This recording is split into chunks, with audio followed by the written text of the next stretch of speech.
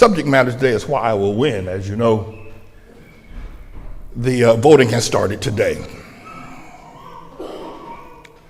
And I can confidently say if every person who has eaten a meal at this church, every child, every man, every woman, and if every person that has slept under this roof combined with those who have eaten at this church over the years, if every one of those persons and students that have been educated at this building or in this building and their parents, were just that collection of group of people, and I'll talk more about that, just that collection of people were to go to the polls today and on the 4th of November and vote for me, I would win hands down. We have fed enough people worthy to return the favor of this church over the past 40 years. I would be the next mayor of the city of New York. Whether they will do that or not, we're praying that they will. They are not here, obviously, and many have gone for many years that they have gone. I want to state the reason why I got into this race in the first place, because a lot of people might think it's egotistical or some other godless reason that I entered into this foray. And the reason being, number one, it's not that Jesus called me into it, and I'll explain that. But the reason being that I got into this race was because of the foreclosure action against this church. Starting in 2004, where we won our victory in court before the judge that gave us our victory, and then that victory was affirmed in the appellate division. And then it lingered, and the city of New York took us, they didn't stop, but they took us further to the Court of Appeals in the state of New York, where the decision was turned around not on the merits, but on a procedural issue. And in 2009, the issue began again. So I want to tell you that the reason why I entered into this race is because from 2009 to present, which has been 16 years, I have been through hell and back.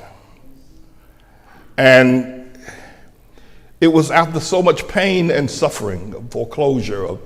If you've never been through that or anything like that, you probably can't imagine what I've gone through over the past 15 years in the courts, with judges, crooked lawyers, the like. But because of the hell that they have put me through, the sleepless nights, the trying to turn me into an alcoholic to save this property. And you probably may not understand, and I'm not asking you, nor do I require you to do so. But when I think about, I thought about over the past 15, 16 years, were they to be successful in the foreclosure and put us in the street, Bennett, who has nothing but this church, she has no great salary, she has no great retirement program, she owns no property anyplace else. She, her mother, and her sister and Carter will be put in the street with nowhere to go. And rents are extremely expensive here in New York. You just can't find a place these days. But in addition to my own personal concerns, I had to think about what would happen to her. It's just me. And when I thought about the fact that the school, when this is a not-for-profit organization, it has a 501c3, we're federally tax exempt, we're state tax exempt, we're city tax exempt, and yet we've educated children operating a school, and yet they would not relent. Nobody would hear me. Nobody would say, let the church be. You talk about water and sewer charges, not even a tax, and you will not relent. You're continuing, the Mellon Bank, to force this church into foreclosure, forfeit of its property, put the children in the school in the street. How do I explain to the children of the school? How do I explain to them that they no longer have a meeting place?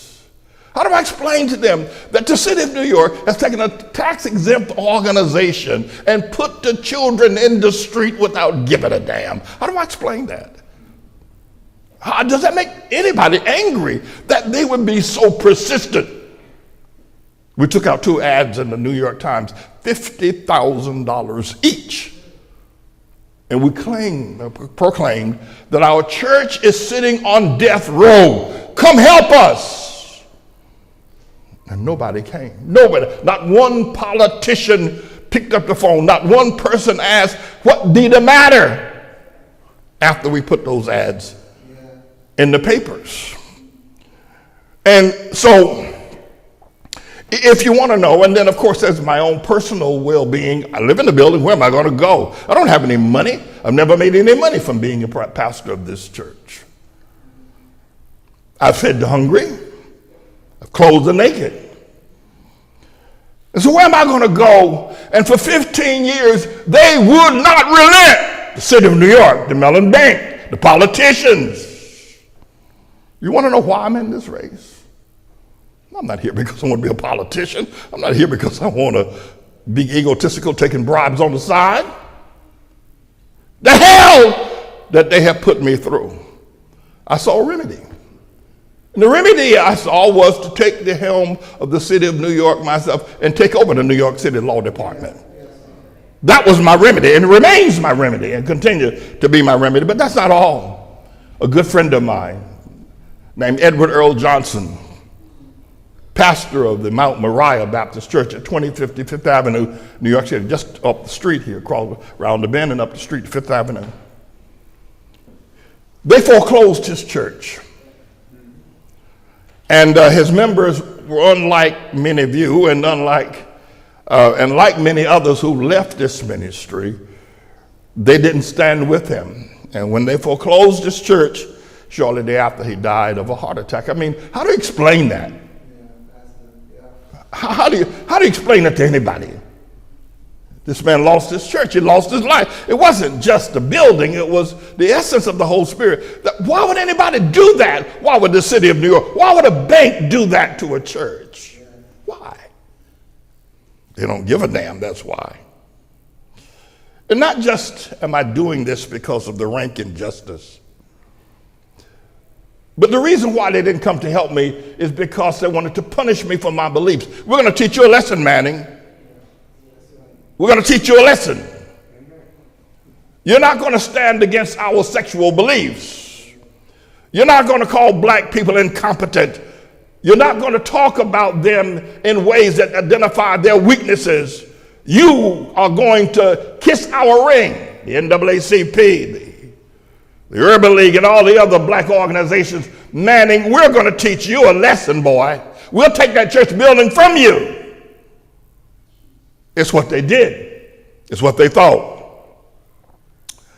And so if you want to know why I'm doing this, that's one of the reasons, and the main reason why I'm doing it. But I think that beyond that, and I'll come back to this in a different way, just imagine of all the people who slept right here. This floor was covered like the slave ships in the triangular slave trade years ago, with men sleeping on the floor because there was no place downstairs for them to sleep, no place else for them to sleep. The place where I watch news and the kitchen that Elizabeth and I eat from used to be a homeless shelter. And one night, Elizabeth and I were sleeping up here in the media center on two rollaway beds, where you pull the beds together and fold them up in the morning. So I walked in the hallway and I smelled crack. I went up to the place where we now live, and one of the men in there had been smoking crack that night. It was raining. I grabbed him by the nape and pulled him out the room, took him to the side door here, and kicked him out the building. But imagine if all the persons that have come through this property would say on the 4th of November, I'm going to vote for Manning. About all these other candidates might be hanging up right now because they would be so powerful. I could have dropped out of this race over the last couple of months. I could have. Considering the fact that they're doing everything possible to disarm our campaign, disavow, ignore everything they can possibly do to disrupt the possibility of our winning. I could have dropped out. And by that I mean we won the foreclosure battle. back the 18th of June of this year in 67th Street in courtroom 212. The battle was over with. The court foreclosure sale was proffered.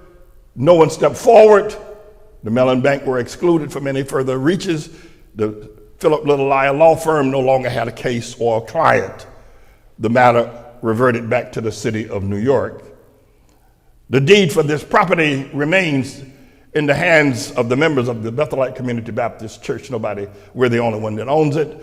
Is there some of the issues that we have to work out with the city of New York? And I'm working on that as we speak. Yes, but we won the battle. Praise God.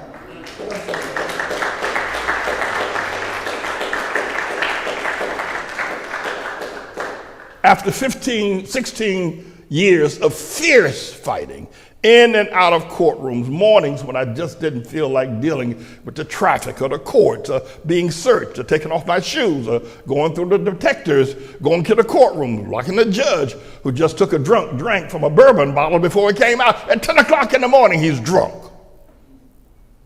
Or sitting before judges who call me shenanigan man. Or others who have vowed that they are perhaps the most prolific, if you will, LGBTQ members on the planet, that they belong to these organizations, and they're so proud that they belong to these organizations, and yet I had to sit before them. Recently, I've been called by Judge Francis Kahn, well, not by him, rather, pardon me, please. One of the lawyers, or the lawyer for the Philip Little Liar law firm, filed a motion in court this year to label me a vexatious litigant. That's a fancy word for saying I'm always filing charges, and I have been. I filed hundreds of them. Well, maybe not hundreds, but I filed a whole slew of them. I filed in protection of this church. How can you call me a vexatious litigant? I'm trying to save our church. That I'm filing too many motions that you have to respond to. They had no defense for what I was filing, so they tried to get the judge to say that I'm a which is a legal term, I guess, somehow or another, to stop me from filing motions. The judge didn't grant it, but it was me personally that they were after. I could have dropped out of this race and saved us the, if you will, the work that we have to do over the next week, which is going to be very intense. Or perhaps the doubts that we have to, when you look in the face of your family members, they say, there ain't no way in hell he's going to win. Is that what they've said to you? They're your co-workers and others. I was offered $1 million the other day to walk away from this process and to never file another case against the city of New York or the Mellon Bank. I refused it, obviously. But the pain and suffering, and I don't want to take the time to badger you, if that's a word, of what I've gone through. And I don't want to chump up and punk out. But I've gone through hell, fighting every day, not knowing whether this building or whether all the preaching I've done is for naught because the city took the building. The bank won. I have to face that. I'd have to live with that for the rest of my life, and probably very short days. I don't want to tell you how bad that was. How I had to go through it. Who understands? Somebody wrote a song some years ago. Nobody knows the troubles I see. Nobody knows but Jesus. Nobody knows what I went through over the past 16 years. Still trying to preach. What's been taken from me? What they took from me? What they took from my life? If winning the office of mayor or even into the race is a method of fighting, I'm going to fight what they've done to me. How they've scarred me, how they've hurt me, how they've robbed me. No, you're not going to get away with this. No, you may have thought that you had came upon someone who was weak, but not me. And so I did, and I don't mean to be indifferent or in any way trying to scar anybody or to exalt anybody or belittle anyone, but I have to preach.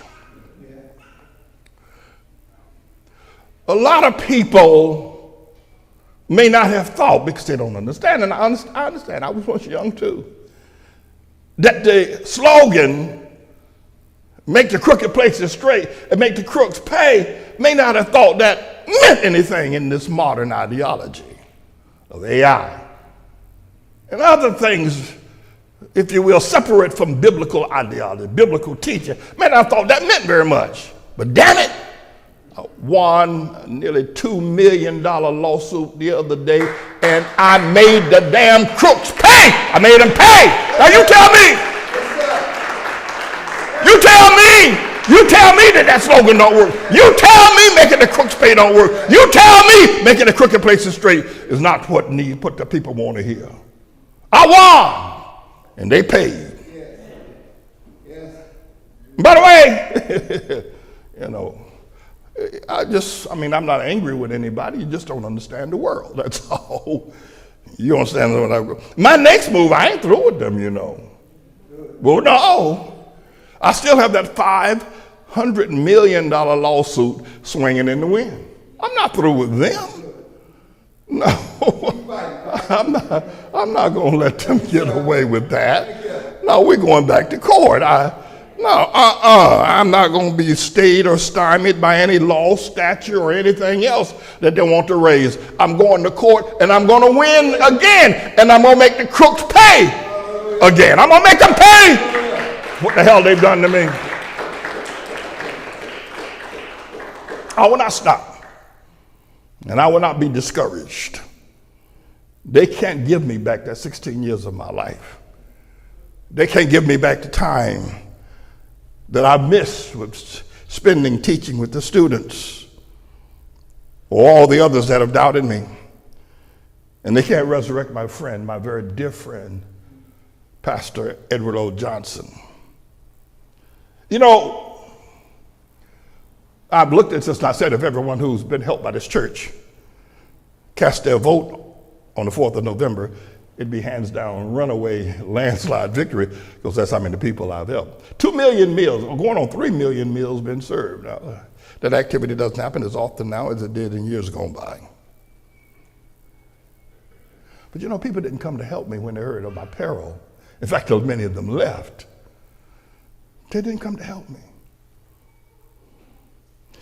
The people that I helped who never had an idea about buying a home, they just thought you live in an apartment, you pay rent, that's it. They've been raised up that way. They never thought of a home ownership, equity, building that kind of a lifestyle. They never thought about that.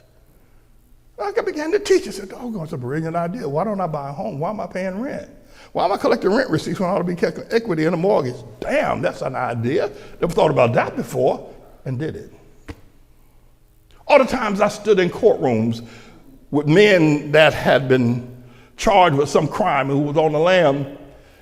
And I told them, listen, brothers, we had hundreds of men in the building. I said, you got to go and get this thing straightened out. Get your family, get your children. So I went back to court, stood in the judge. And I remember on one particular incident, I stood in the courtroom, federal court, on this fellow who was a physician's assistant, and he had stolen, he was dealing drugs out of the drugstore. And I didn't talk to the judge, and the judge came very stern with his black robe on the bench, sitting there looking at me. So when I began to tell the judge of what we were doing and how this man had progressed and how he had finally married his wife and had 3 children by it, they had never gotten married, now they're married, and a little bit about my experience of the chain gang, I told the judge. When I told the judge I'd been on the chain gang, the judges sit like this, When I told him about my experience, he relaxed a little bit. The more I talk, the more I relax, and I'm thinking while I'm talking, you're going to get an easy sentence today. This judge is buying everything I'm selling here today. And he did. He was in and out of prison in a heartbeat. But think of all the people that have been married at this altar. There was a time we were having 2 and 3 marriages a day at this altar.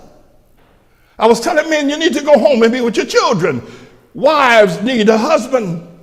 Children need a father. And they were coming by the hundreds to get married in this church. Y'all remember?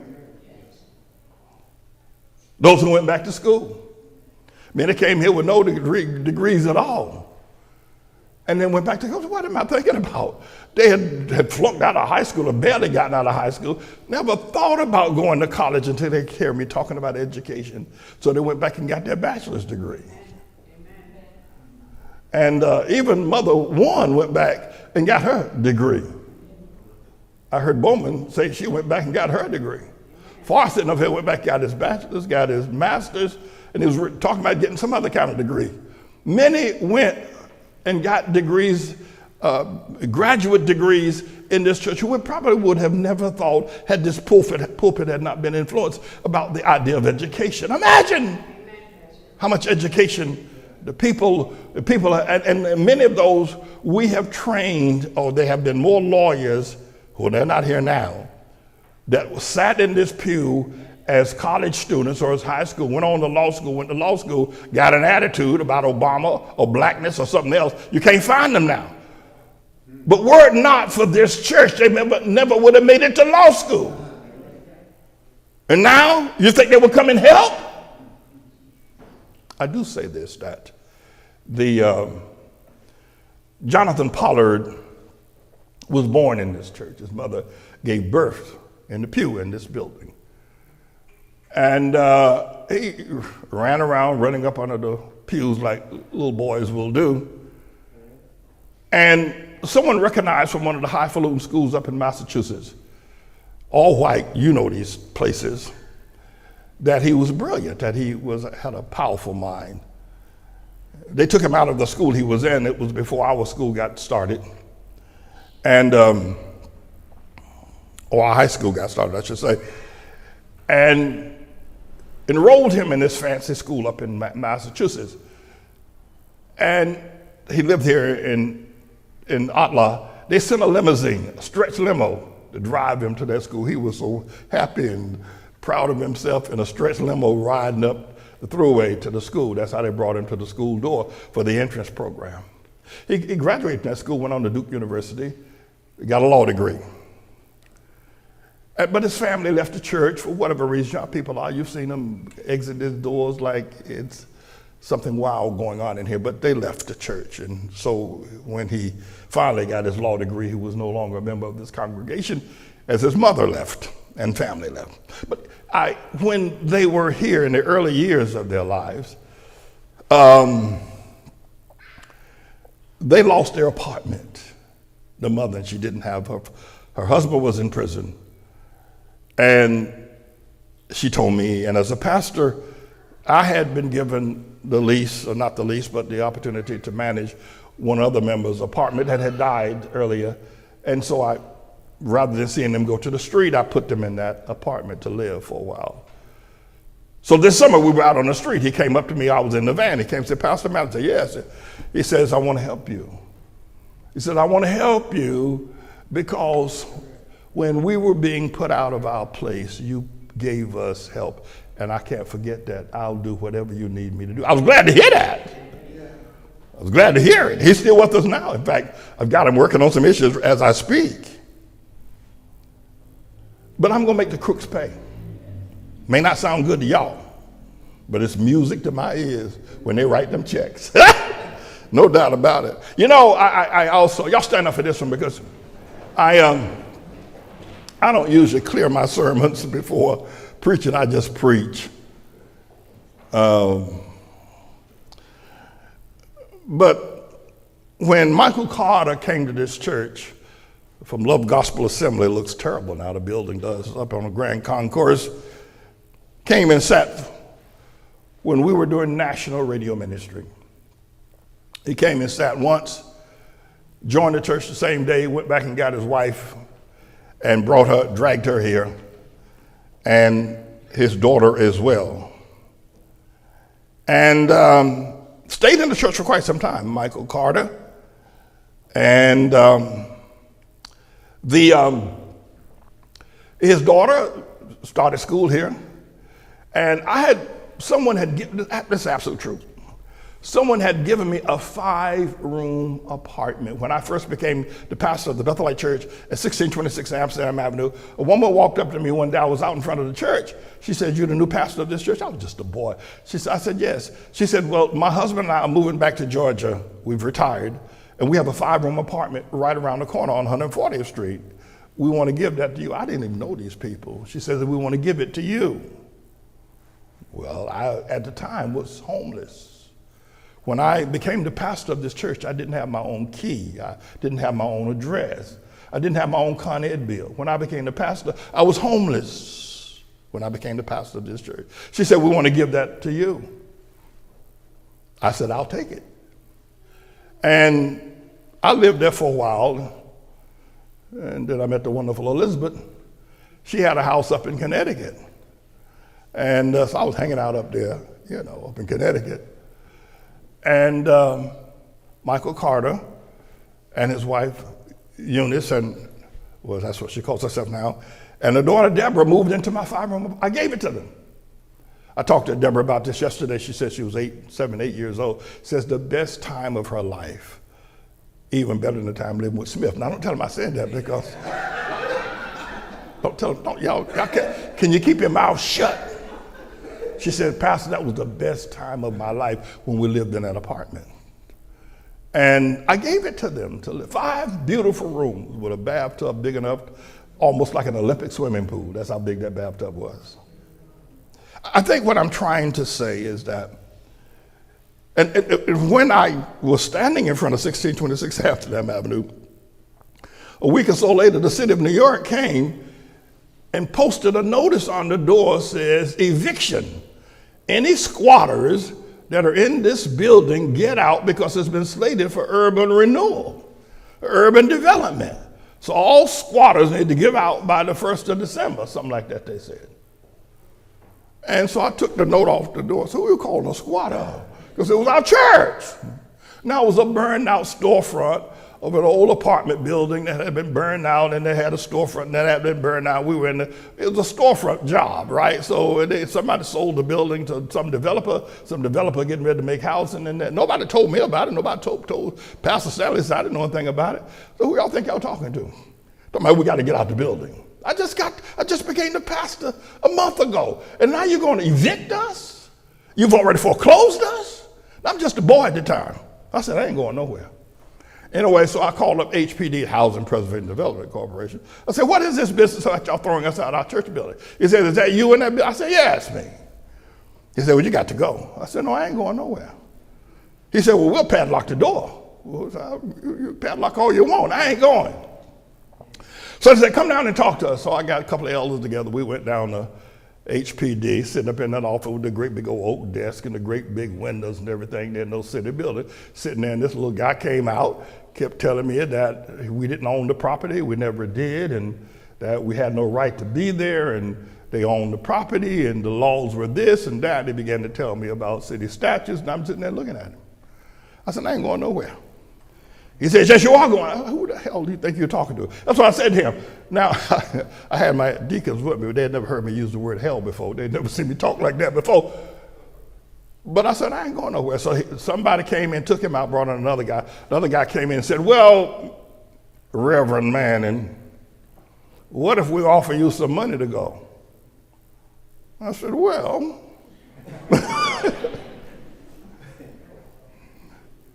he said, we are prepared, Reverend, he said to me, to get you out of the building. We're prepared to offer you $30,000. Now, you have to know we were taking up offerings like $3 a week. And Reverend, he said, what we will do is that we will give you time to relocate, and we will allow you to choose from any of the buildings in the region of the area where you are now that are owned by the city that are vacant and are not being used. We'll let you use that building. So I'm sitting there now, and I got $30,000 on the table for a building I don't own, and I got an opportunity to get another building from the city that they own. I said, this sounds like a pretty good deal. So I huddled with the deacons. I didn't have to huddle with them, but I huddled with them. I said, we'll take it. Y'all can take your seats. Why is that important? It's important because, this most recent 15-year foreclosure is not the first time I faced down the city. It's not the first time I faced down foreclosure. It's not the first time I faced down eviction. And it may not be the last time. Don't call me some sort of amateur. Don't think that I don't know what I'm doing in this process. And it will behoove you to let me instruct you on how to help me. That would be smart. I've been doing this for the last 40 years. The city knows me, and they know exactly what my capabilities are. By the way, and so we bought the firehouse, right? And from the city gave it to us interest-free and sold it to us dirt cheap. So I sold a building I didn't own, purchased another building that was worth a whole lot more. Ultimately, the firehouse was transferred to us for $50,000. 10 years later, I sold it for $700,000 in terms of $650,000 profit. The person that wanted to buy the building much earlier, I'm trying to explain to you why I'm running for mayor. I'm trying to help you understand. I'm trying to help you understand me in case you don't know who I am. I'm trying to grow you. I'm trying to show you why we gonna win and why we ain't gonna never lose. I'm trying to show you. No matter what people think, no matter how many people you see sitting in this building today, it doesn't matter. That's not what's counting. It's not the fight, the size of the dog that's in the fight. It's the fight that's in the dog that's fighting the size of the fight that's in the dog. That's what's happening here. It doesn't look at me because you think somehow or another can be dismissed. Dismiss me.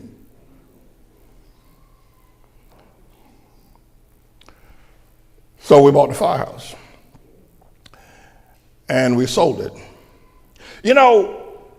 Again, if the people that we've helped, the homeless men. Years ago, when we have transitioned, yes, and the community has transitioned from the 80s to the 90s, which all of this was going on. We had at least 100 men sleeping in the building. At least 100, maybe 150. At times. And the first Christmas that Elizabeth and I were married, and the men were in the building, and we were sleeping on the upstairs in the rollaway beds, Elizabeth and I went down to a discount store called Conway's. It's a very cheap store. It's like a dollar store. This is the absolute truth as I stand in this pulpit. These men, Christmas was coming, and these men were homeless. So Elizabeth and I took together a little money we collected the offering here at the church, went down to Conway's and bought 100 to 150 socks, gloves, I think, and even some underwear. And the first Christmas, we gave all the men a present. You don't have to be without it. It wasn't much, but we took that money out of our own pockets. And we gave them a Christmas present. That felt pretty good. Benny, you remember that? Yes.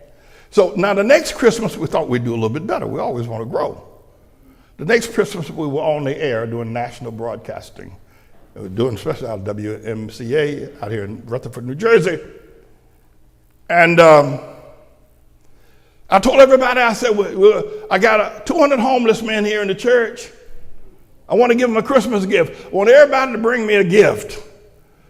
Everybody listen to me. Everybody in the church, bring me a gift so I can give it to the homeless people, right? And lo and behold, one woman pulled up in a long stretch limousine, parked it out in front of the thing so long, it went from one end of the block to the other. And she just had gifts after gifts. She owned some sort of business. Gifts after gifts, wrapped in boxes, gave them to them. We stacked this altar right here. I don't know how y'all remember this. We stacked this altar this high all the way out here with nothing but gifts for homeless people. Talk to me that I ain't for the black man, that I ain't for the community, and I'm not this, and I don't, we stacked nothing but get red boxes, green, everybody gift from, we don't know what was in it. So that Christmas morning, everybody jammed in the church. This place was so packed, so you couldn't get light inside the building. It was so much. That's how jammed it was. We started giving out the gifts. We were giving out so many, they had 10,000 gifts. We started giving out so many, I started throwing them at the people because it would never stop. I'm trying to help you understand why I do what I do. Maybe you don't know me. Maybe you don't know what this church has done. Maybe you don't know the pain. Maybe you don't know the love that I have for this community. What the hell's wrong with y'all? The hell's wrong with you? People pimp you, rip you off, and you say, I don't love you. I don't love her. He ain't for the black man. He ain't for us. He ain't for our first black president, Obama. Hell, I've done more than 1 week for black people than Obama did in 8 years. And everybody who got any sense knows it. Anyway, I know they got this guy Mandami, right? Everybody says he's leading in the polls, whatever that means. He knows he's a socialist. At least he's got Alexander Ocasio-Cortez anyway, behind him. She's pushing everybody as a socialist. You know, some of y'all who haven't been around for a while. Back in the 1960s, back in 1968, a group of young people, including myself, we wanted America's democracy to be reframed, rewritten, to give more attention to young people and what they are about. I was in my late 20s at the time. They had their early 20s, really, in 1968, and they had the Democratic Convention in Chicago. And I wasn't able to go to Chicago, but my friends, who we all wanted a more socialist government, we wanted America to reframe itself, to take away the restrictions against marijuana and other things. And Dr. Timothy Leary of the University of California at Berkeley, a profound professor, has stated that taking acid, LSD, was good for you to take a trip every now and then, mind-expanding drug. Here's this well-known professor telling us to take acids, and it ought to be legal. And so we were very socialist then. We were the hippies, you know, we believed in having free sex, free love. You go out Central Park, and one man's having sex with you, you have sex with it as well. I remember the first time we saw a pornographic movie, because we were socialists. We wanted America, we wanted the democracy to favor us and our young people idea. They even grew up a commune out in California, where everybody who lived in a commune out in San Francisco, Hayden, Ashbury Street, people had the VW Volkswagen, and we lived in a commune, lived in a house, nobody worked, everybody just mushed off of each other. We were socialists. We were socialists. And I include myself in that process. I was very much, I thought that was right. I thought the old people didn't know what the hell they were doing. I thought they needed to get out the way. I thought old people were a problem. I thought their ideas were a problem. We need change. We need new ideas, I thought. I remember the hippies, right? They were a funny group. Long hair and a whole bunch of other things that they did. But the socialist movement found its way onto the college campuses, like you've seen with Columbia University and Palestinian, the Jews. And so, because the movement was across all college campuses for the most part, young people were demanding a change in the curriculum, a change in what's being taught at these schools. And at Kent State, a little known school out in Ohio, and a protest arose. And the young people stormed the place, and they had sent the National Guard there to keep the order, and the National Guard had live ammunition, and they began to shoot into the crowd. Many of the students were injured, 4 of them died in the Kent State shooting. Look it up. I was ticked. And they want to stop our socialist movement. They want to stop our reform of the government. The old people just need to get out the way. They just need to get out the way. We young people know what's best for the world, we thought. The first time I ever participated in a march on Washington was the Kent State shooting. I got on a bus on Madison Avenue and got on that bus and drove down to Washington, D.C. to be a part of the first time I ever participated in a march against Washington was the Kent State shooting. I thought it was tragic that that happened to them, and I wanted to lend my voice to them. I was a socialist in that regard. Down in Washington, Kent State shooting, I was. And so the funny thing is, a large number of people say these hippies who didn't want to deal with their daddy's business, their daddy running the stock market, banks, didn't want to have anything to do with their daddies living outside the home.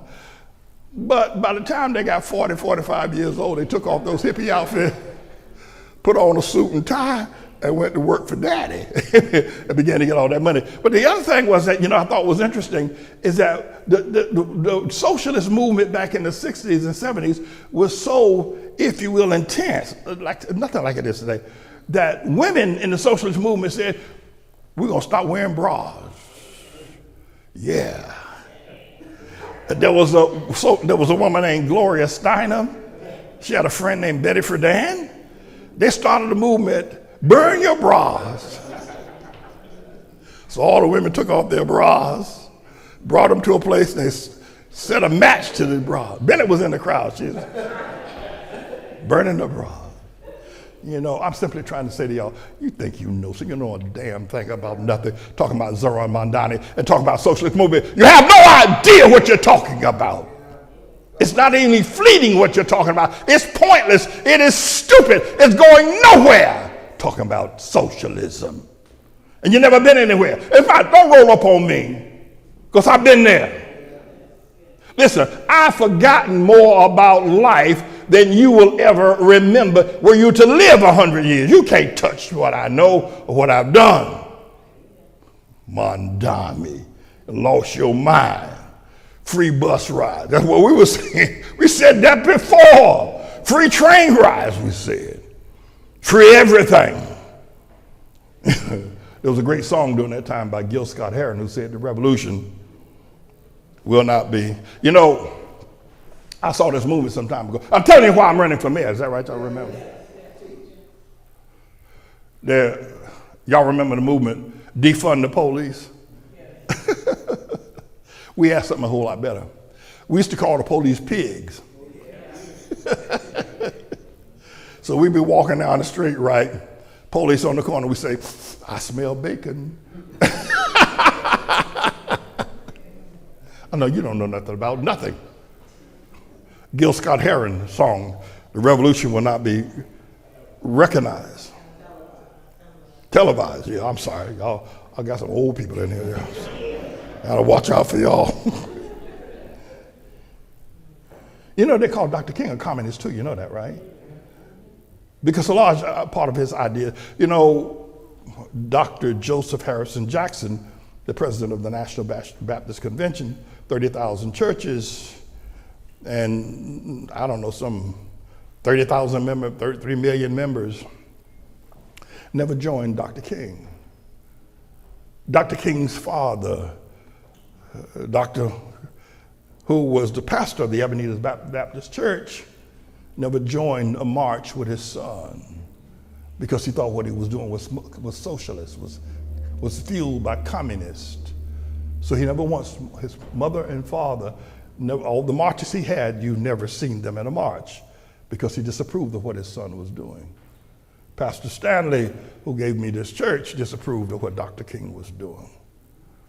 Now, obviously, a lot of the socialist white people took Dr. King under their wings, the New York Times and others, and began to promote him and make him this great big star. But black people didn't go along with him during those years. Now, y'all don't know that because some of y'all do, but they didn't. He was not supported by black folk because of his partial communist and socialist ideas. I think that it was Vladimir Lenin who founded, upon the deaths of 20 million Russians, and you talk about Mondami, your dumb selves. Vladimir Lenin killed 20 million Russians to stamp out Christianity in Russia, to stamp out Peter the Great's great accomplishments, the great churches, and the family that had been so powerful and prominent. 20 million Russians were killed by Vladimir Lenin, who stated in his manifesto that communism would encircle the earth, that every nation would one day be communist. And some people in Russia still believe that. Vladimir Putin still believes it, that every nation on the planet will one day submit themselves to communism or socialism. And y'all are talking about making a socialist mayor of the city of New York. It is absolutely incredible.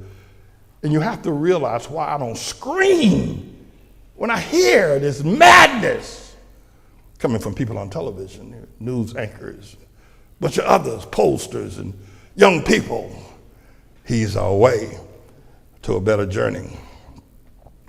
I want to, y'all stand for this. I'm through with y'all. We got a lot of work to do today.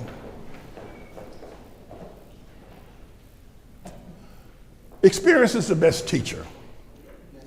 I don't care whether you go to Harvard, you have to understand something.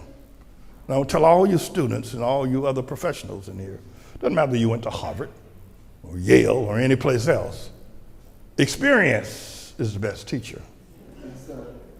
Going through something, even if you go to medical school and you get your MD, they won't turn you loose on patients. Just with that degree, you got to go sit with somebody who's got some experience.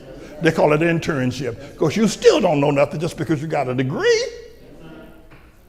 You need to sit with somebody who has the experience, and you can learn from them. Generally, it takes a couple of years to get you started, and still you're not ready to do medicine, to take the people's lives in their hand. When I don't mean to be indifferent, and y'all just let me preach. I'm not trying to hurt anybody, go after anybody. But listen, if you're going to deal with me, you think I'm going to put my life in your hands? I'm going to put my career in your hands? I'm going to put your decisions through my channel and through my life? What you know? Hell, you don't know nothing. And I'm not going to trust you with my life. I'm not going to trust this school. Now, I do trust Elder LaFleur because he's proven himself.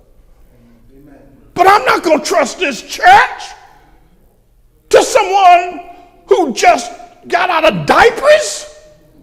I'm not trying to be different or hard-hearted or mean-spirited. You wouldn't do it either. Now, you can work with people, but they got to listen to you, not you listen to them. And no matter what you say, whether they agree with it or understand it or not, it's not the point. I'm not going to put my life in your hand. I do declare before God, I've been through too much hell to trust my life to somebody who doesn't know how to pee straight. No, Experience is the best teacher, not the professors, not the colleges, not the university. It's good to go there. I recommend that you do it. But what I better recommend you, sit at the feet of somebody who knows something. I will respect you when you recognize that you don't know. And you're willing to humble yourself to learn. And that's how we're going to run City Hall. That's how we're going to run this ministry. That's how we're going to help the people.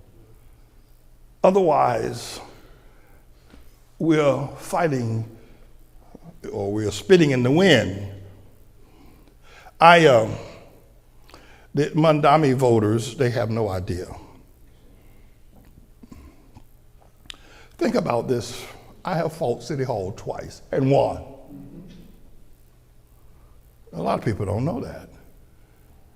And even now, my winning, people may not realize it. And I'm not saying this now because I want to be boastful, but I think it needs to be known. I won against the Mellon Bank after all that time protesting in front of the bank and kneeling before Smith & Walensky's restaurant, praying. I won! Amen.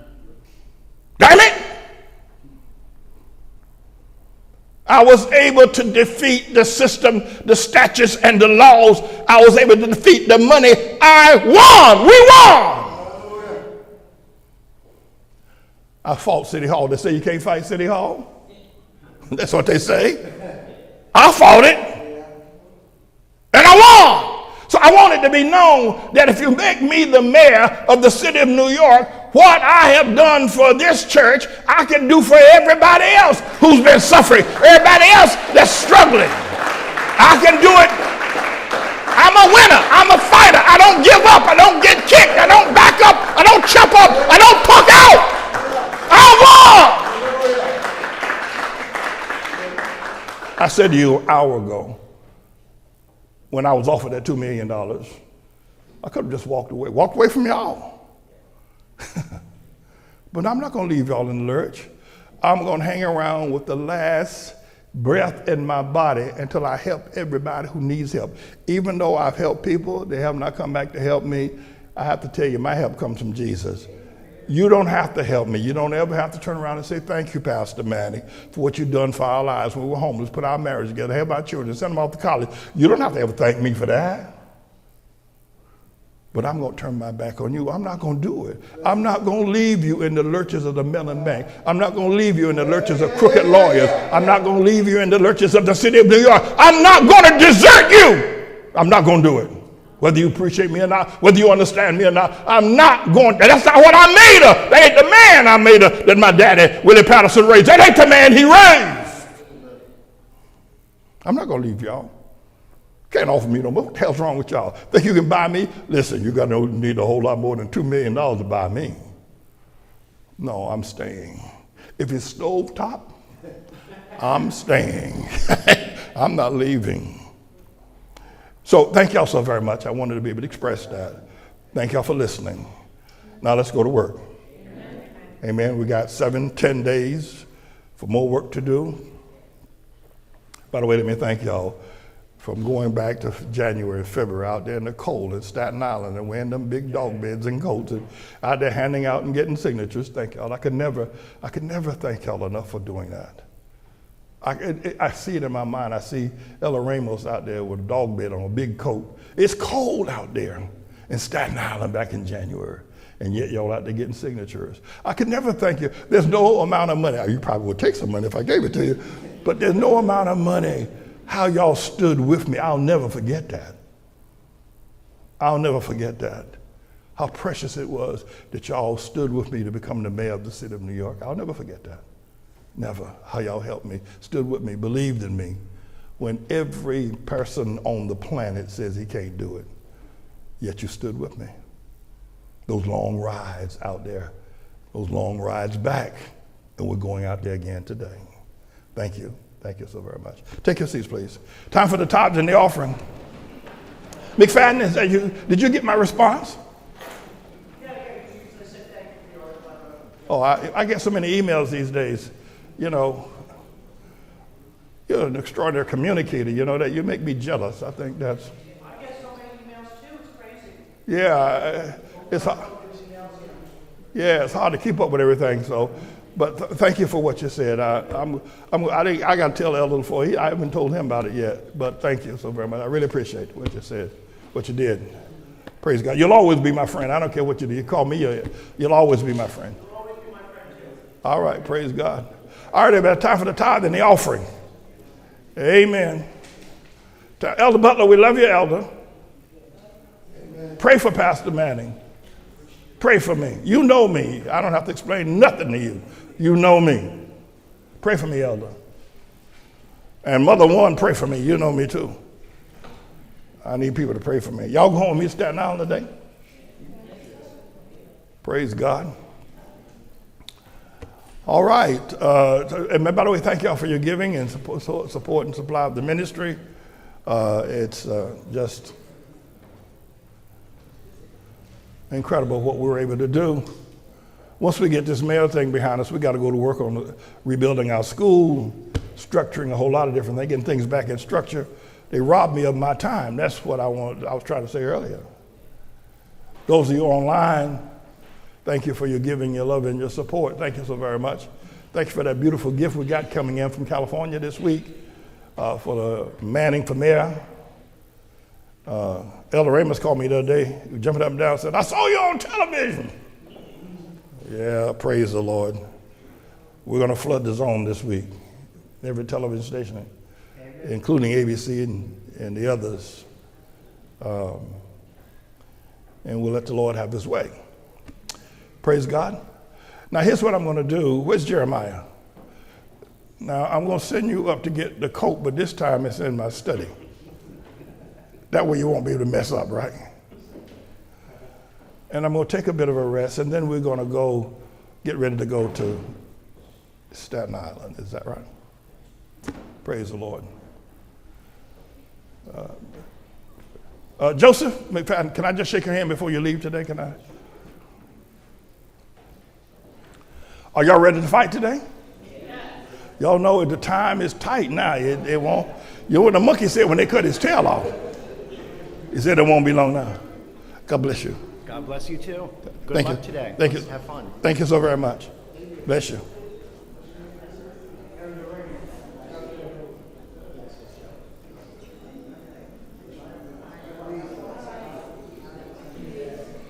Yeah.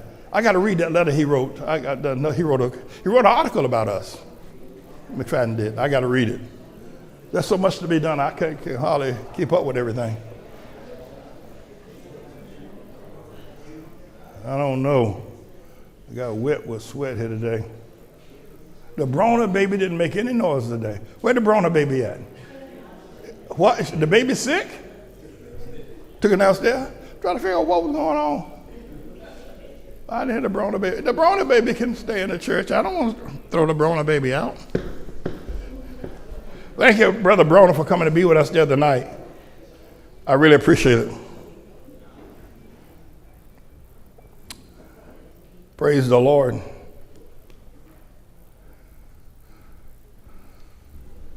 didn't say peace out. We still rolling. All right, everybody. Did y'all give? I'm not going to give you a peace out unless you've given. You don't get no peace out. Anyway, peace out, everybody. All right, so welcome to the Trust in the Lord Hour and, of course, the Manning Report. And it's been the Trust in the Lord Hour that has brought me through some of the most tumultuous times. I would encourage you to just trust God. Just trust Him.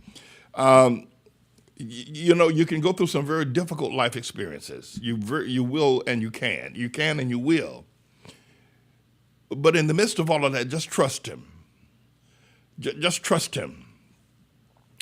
I can't promise you that all the things that you desire of the Lord, that you desire now, will be benefited to you in ways that will be profitable at some point in time. But I can tell you, trusting in the Lord will never fail you in terms of the sentiments of your heart and God's love for you. So just trust Him no matter what you're going through. And I've done that for the past 18 years. I did it in some very tumultuous times. And I've talked about it. You know about it. I don't want to rehash it again today, but I will be talking about it in times to come. It's very difficult to get me to trust anything but the Lord. It's very difficult. Don't even try it.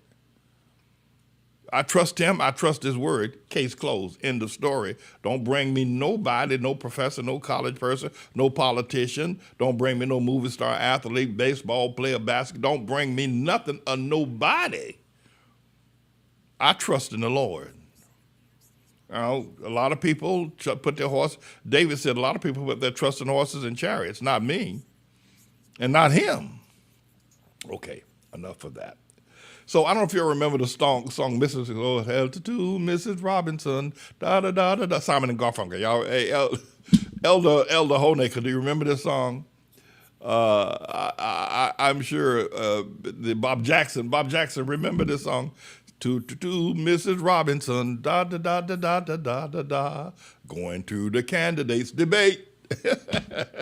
That's a part of Mrs. Robinson's song from years ago when I was just a teeny-weeny little boy. But yeah, so last night I went to the candidates debate, and I have to tell you, we got rammed by a big cement truck with little big things turning in the back of the carrying cement. This guy actually ran into our vehicle. And I want to apologize to our most prolific driver, Jeremiah Farr, who I told to cut the guy off. I actually told Jeremiah to cut the guy off, and the guy saw it, got angry, and actually rammed that big truck, cement-carrying truck with that great big bumper that long and that wide, rammed it into the side of our vehicle on our way to the candidates debate last night. We were able to get past that. It was a harrowing moment. I'll probably say it a little bit a little bit further into the broadcast, that I believe that the Lord would have us to get to the. We got there extremely late. A large part of my planning of the time we should leave here. But nonetheless, I think we were able to accomplish a large number of things. Going to the candidates debate. Simon and Garfunkel. If you haven't, pull up that song by Mrs. Robinson and enjoy. Listen to it from 50 years ago. To Mrs. Robinson. Da da da da da da da da. Going to the candidates debate. So the candidates were debating last night at the LaGuardia Community College in Long Island City, New York. The Three Stooges, I called them, were on the stage. And during the time of that debate that was going on, I had an interview with Lars Larson of WABC, a nationally known broadcaster on the ABC radio. And what I'm going to do is I'm going to let you listen to this happened. I started the Open Rewards prayer meeting at 7 o'clock. So if you remember, by the way, we apologize for the fact that the sound was not streaming correctly. So many of you were probably clicking on and off trying to get the sound. Our most learned and trained and excellent engineer will get that sound together completely, and you'll be able to hear the entire Open Rewards prayer meeting. But last night was a concoction of a whole lot of, not even been able to get the sound. I think the video was good, the visuals were good. However, so at 7:18 last night, while I was in the midst of the Open Rewards prayer meeting, I also had this scheduled interview with WABC Radio with Lars Larson. What I'm going to do, I'm going to let you listen to that, and then I'm going to be right back. So check this out, and I'll be right back. Okay.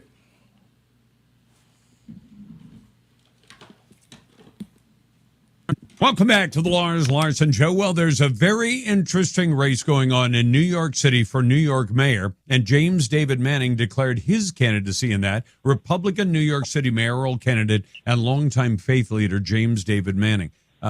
Pastor Manning, welcome to the program.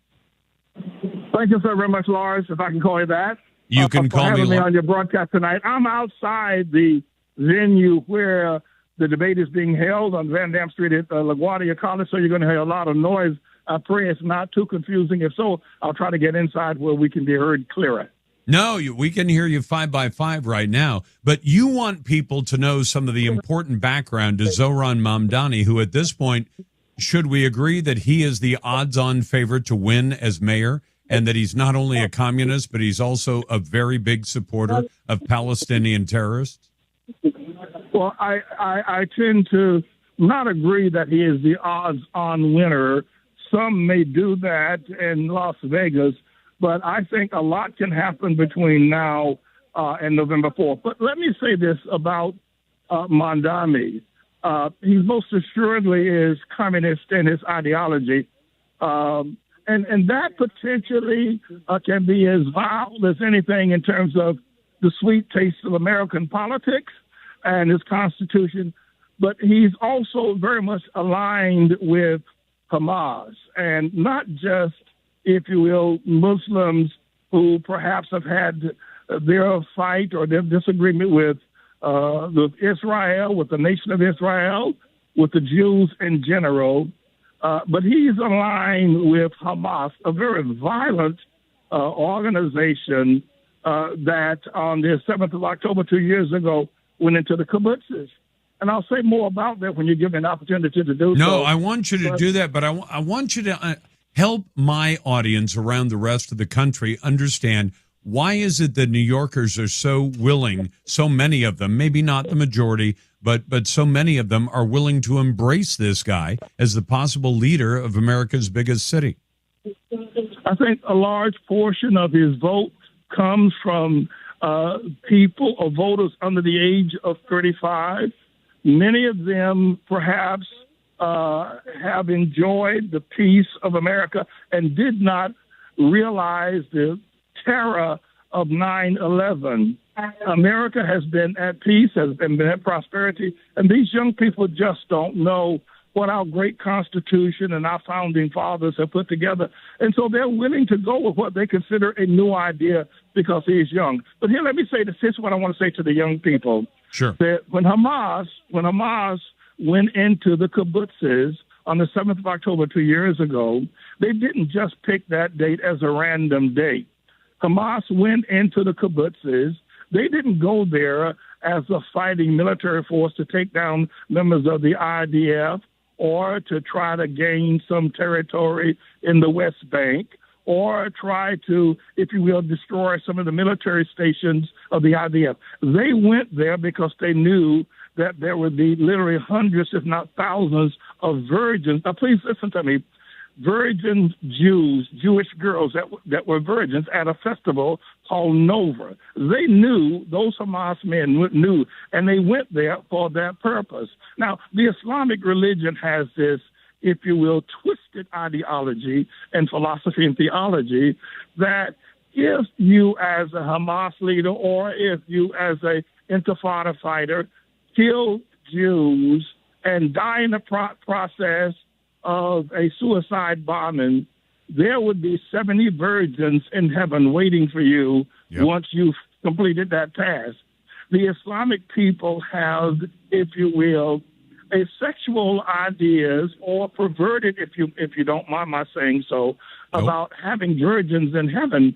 And they went there, Lars. They went there because they knew all those Jewish girls were there. Those Jewish girls that were raped at that Nova festival had never seen a man's sexual organ, had never had sex. They were just young girls having fun. And the first time they encountered sex, it was rape by Hamas. And Mamdani will not condemn it. Damn it, he will not condemn it.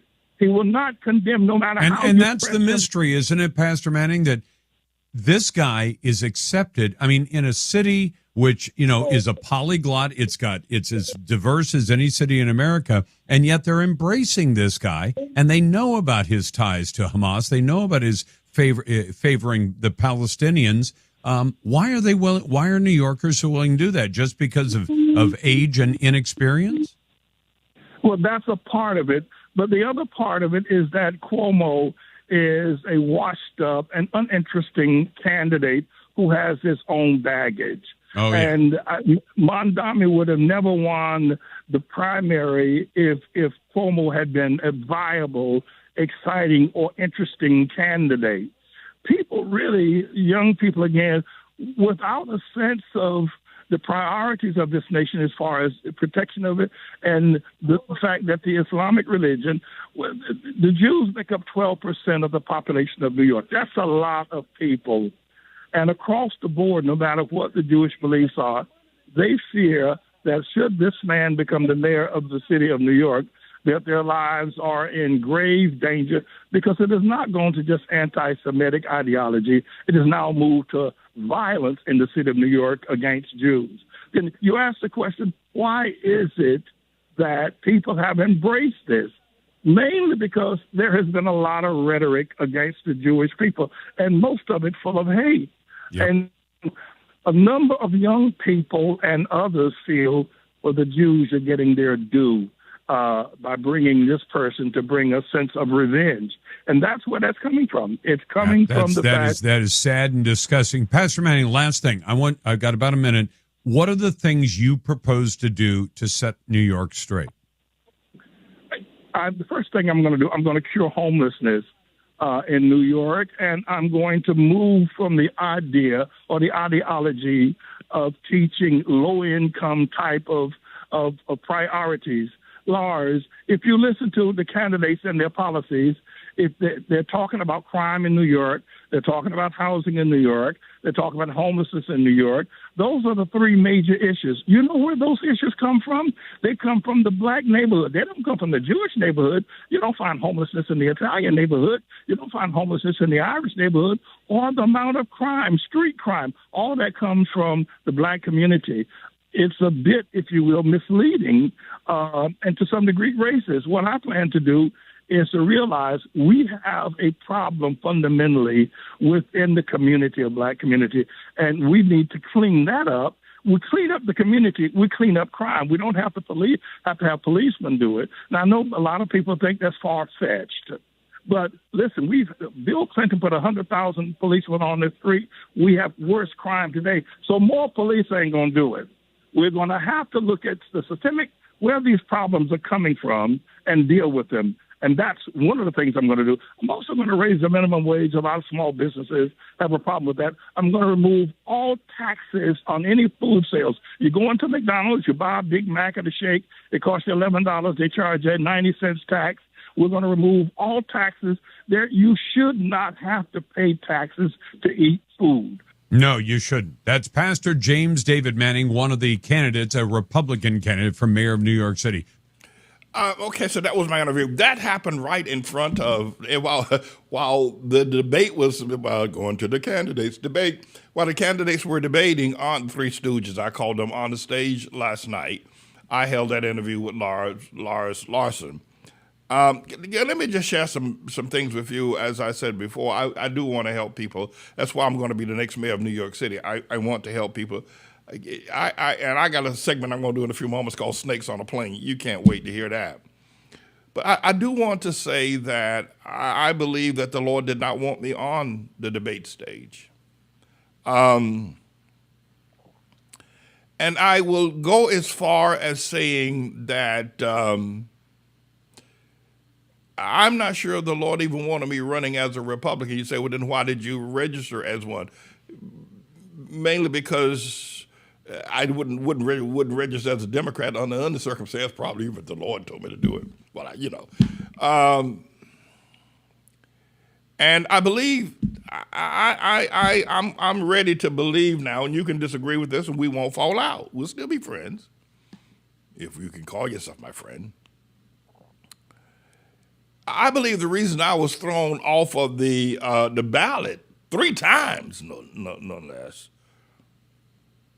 is because the Lord didn't want me on the ballot. Now, do I have a word from the Lord from my prayer meetings, my intercession time with Almighty God to validate what I'm saying? No, I don't. But I'm telling you what I know about the workings of Almighty God in my life. I believe, here's what I believe.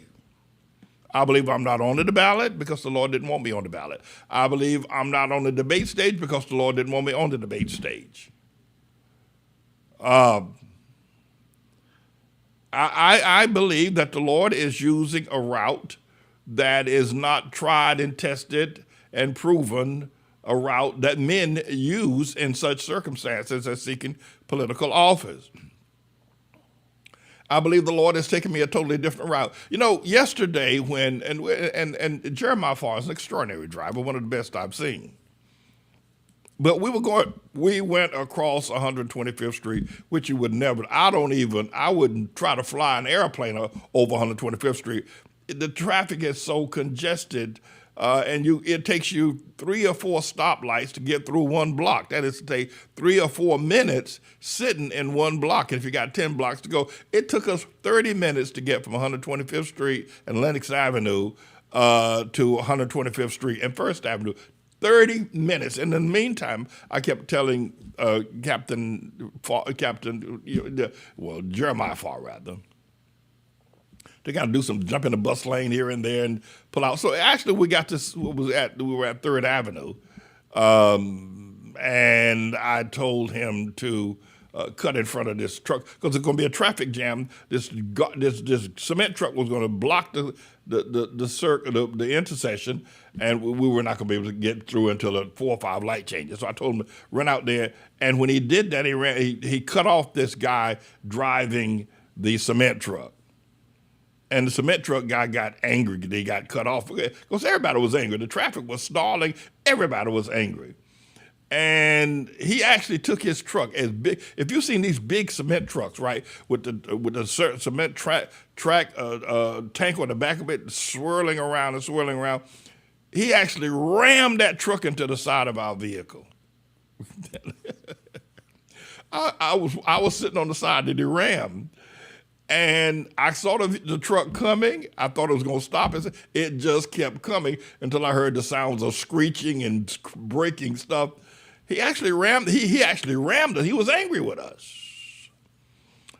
And so, at any rate, I got out and looked out. The Lord protected. The damage was almost as if somebody had ran a tricycle into our vehicle. There was no real damage, even though he rammed us with that great big truck. I mean, he rammed us, but there was very little damage. Anyway, so and we got there later than I wanted to be there to confront Cuomo's crowd and Mondami's crowd and Sleever's crowd. But when we got there, the debate had already gone in. Debate was getting ready to get started. And so we really didn't get a chance to deal with that issue when I finally got there and the police was all over the place, barricading everything off. I'm of the mindset that we're on course with Almighty God.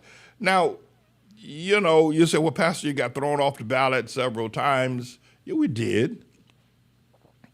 And I certainly want to give thanks to everybody who went out in the cold of January, February, and March of this year out to Staten Island and all over every place to get signatures, and yet we were thrown off of the ballot. I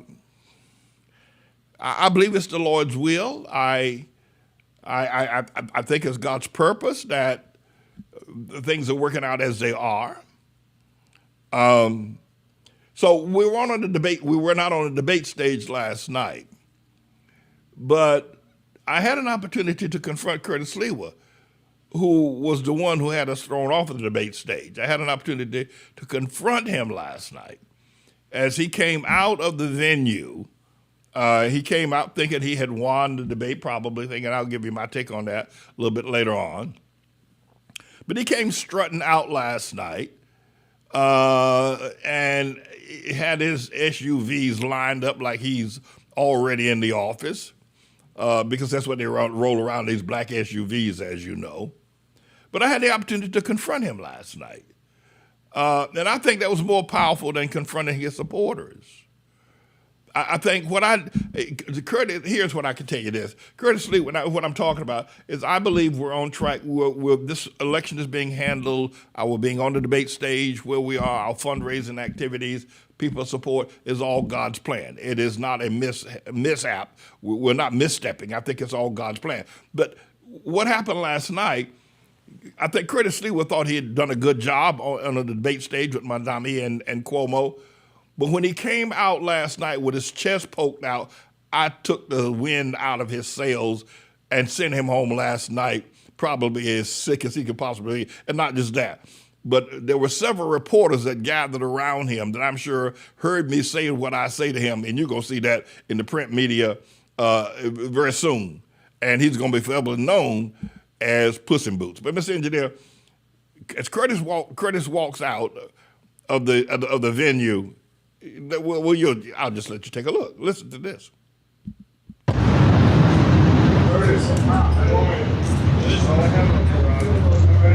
Hey, there's Puss in Boots. Hey, Mr. Puss in Boots. How'd you do tonight? Mr. Puss in Boots. How did you do tonight? How'd it go? Where are the other two stooges? Mr. Puss in Boots! Mr. Puss in Boots! I am James Manning, going to be the next mayor of New York City. I'm sure most of you are aware, and I'm going to redux this just as soon as it plays out. I'm going to just flip it again. But I'm sure many of you are aware of the cat food called Puss in Boots. Well,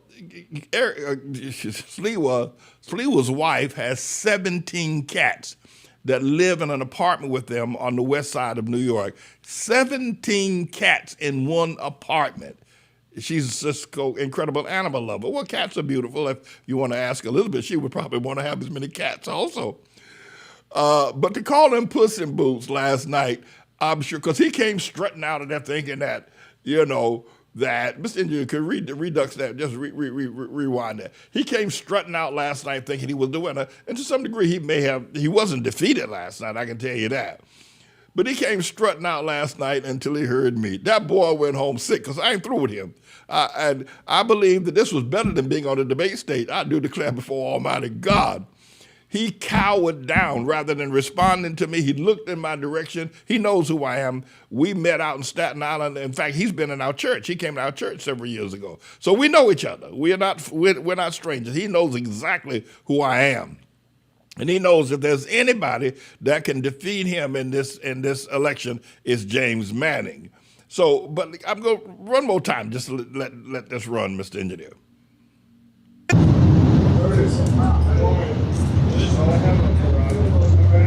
Hey, there's Puss in Boots. Hey, Mr. Puss in Boots. How'd you do tonight? Mr. Puss in Boots.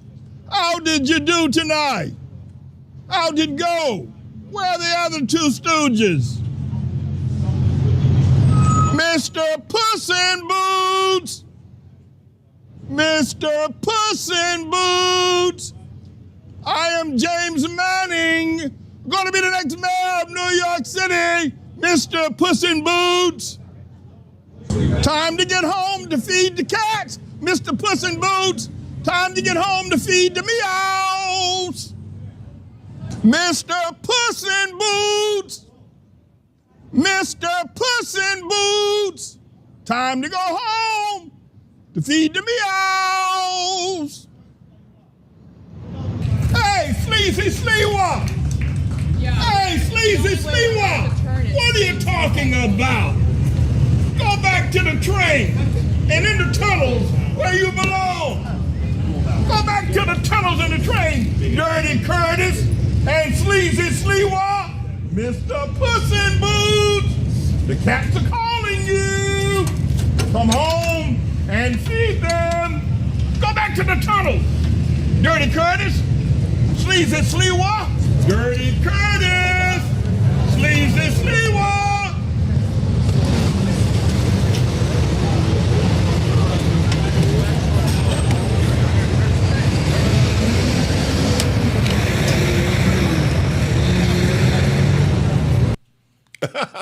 I'm James Manning, and I approve this message. Oh, I think that was better than being on the debate stage. I mean, being on the debate stage, I don't think very many people watching the debates. The first debate was watched by less than 500,000 people. People just aren't interested. Even though Mondami has a large following of young people, even they didn't watch the debate. They kept going through the candidates' debate. And I don't think very many people watched it last night as well. On the channel that it was on. But I think that particular moment right there under the leadership of Almighty God, to call out Curtis, and to ruin his evening. He came out thinking that he was the cat's meow. No pun intended. And I just ripped him apart by calling him Mr. Puss in Boots. The people that were standing beside him were shocked. You see those little police officers start trying to jump in front of me like they're going to do something to me. Well, I had my boys with me. Oh, the city of New York police officers and the city college had their police staff there. Mr. Engineer, just one more time, and I promise not to inflict myself upon y'all any further, but I found this very funny last night. Better than being on the debate stage.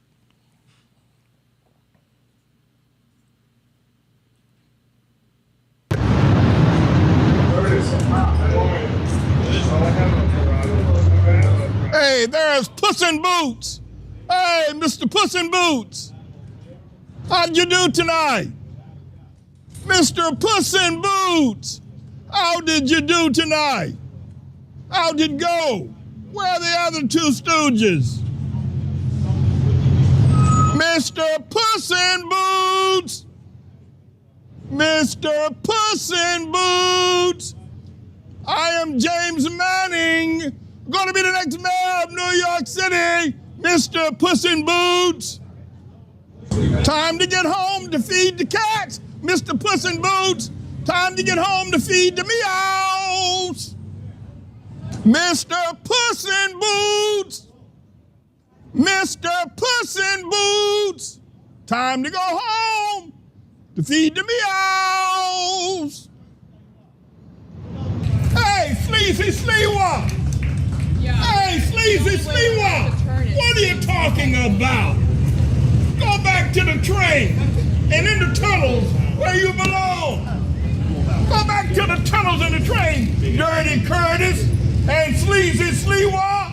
Mr. Puss in Boots! The cats are calling you! Come home and feed them! Go back to the tunnel! Dirty Curtis! Sleazy Sleewah! Dirty Curtis! Sleazy Sleewah!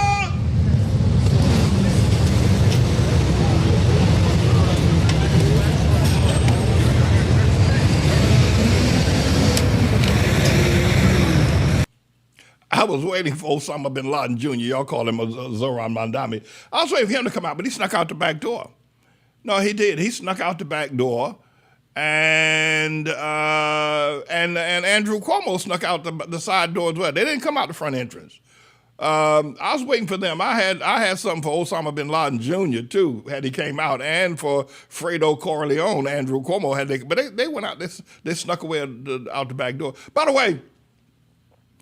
I can't be sure that I think that the reports are that after the debate, that Cuomo went to a Knicks game at Madison Square Garden and met with Erica Adams. And the two of them were at the game this is after the debate, right? How he got from Long Island City into Madison Square Garden, Midtown Manhattan, 34th Street, enough to be to see the game, because the debate ended at 8:30. How did he get there? How did he get there so quick? Want to find out who his driver is. Anyway, here are these two snakes. Remember that Eric Adams said that Cuomo was a snake and a liar, and that New Yorkers would be disserviced by voting for him. He wouldn't vote for him. Well, guess what them two snakes did last night? They sat down together, and Eric Adams endorsed that snake, Andrew Cuomo, or Fredo Corleone, at the game last night. I actually got pictures. I got the audio version where Eric Adams said that this man, Andrew Cuomo, was a snake and a liar. Now he's telling New Yorkers to vote for him. Check this out. Mr. Engineer, roll that clip. Telling New Yorkers now vote for the man he called a snake. Damn. Damn. Andrew Cuomo is a snake and a liar. I am in this race, and I'm the only one that can beat Mamdani. Andrew has had a career of pushing black candidates out of races. This is his career that must stop with me. This city can't go backwards, New Yorkers. This is a city that I inherited, where crime was out of control, COVID, no one wanted to be on our subway system. We watched what happened in housing. The reason people are having these conversations is because I made this city safe. I committed myself and dedicated myself to a city that I love. And I'm going to continue to do that. This polo shirt that I'm wearing that says Eric Adams, Mayor of the City of New York, I'm going to wear that for another 4 years. We can't go backwards. We can't have a city that's filled with encampments like I inherited. We can't have a city where crime and guns are on our streets like I inherited. We can't have a city where unemployment was high across the city, but specifically for black and brown communities, like I inherited. While children were not getting a quality education, like I inherited. Where low-income people were not receiving the support they deserve, like I inherited. What we have done in 3.5 years shows why we have to continue the success we have. I have two spoiled brats running for mayor.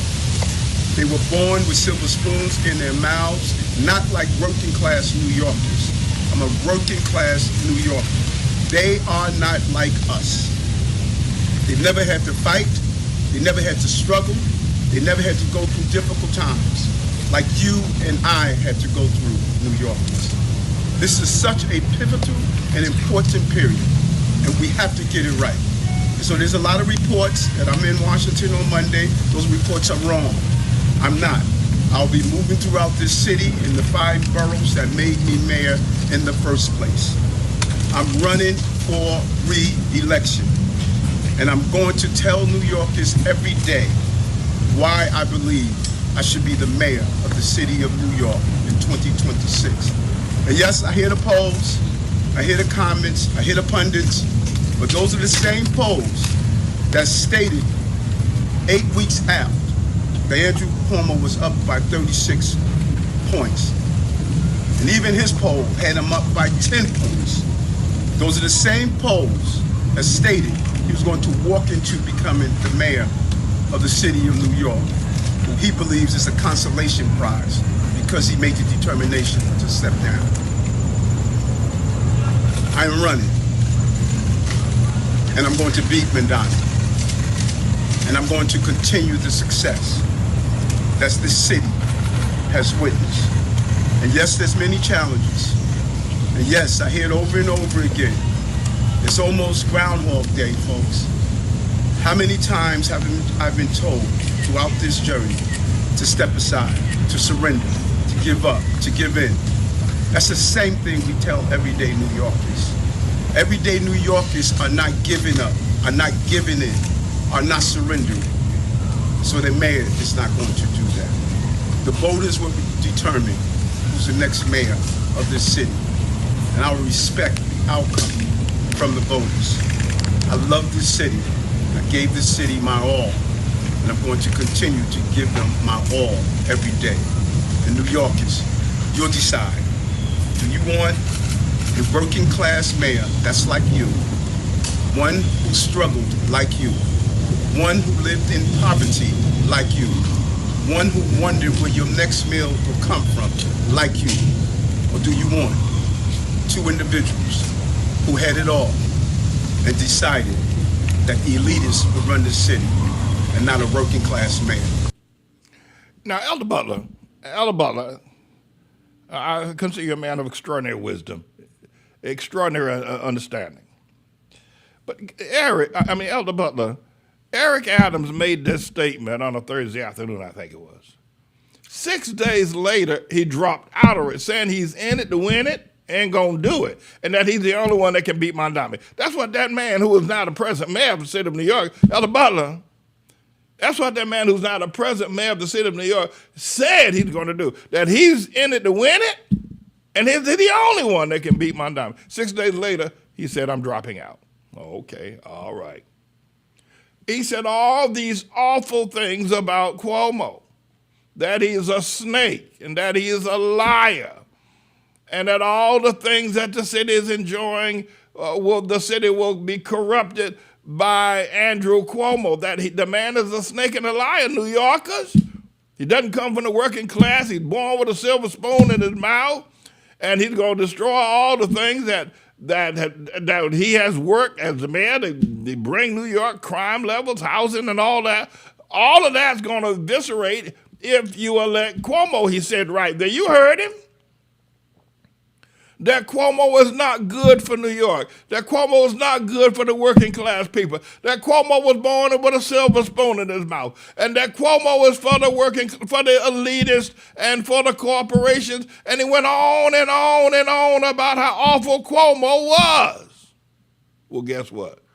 Last night, he said, Cuomo's your boy. He's the one to run New York City, and I'm voting for Cuomo because Cuomo's the man to get the job. Damn. Now, can you see why, Elder Butler, can you see why the Lord didn't want me on that debate stage? Because I would have cussed them out. First of all, they would throw me off. I'm telling you, they would have done the old Apollo thing on me. They would put a hook on me, and rightly so. I mean, can you look at how New Yorkers, from Elder Butler, New Yorkers, look at how this misfit. I mean, who can you trust? First, Eric Adams says Cuomo is a snake and a liar.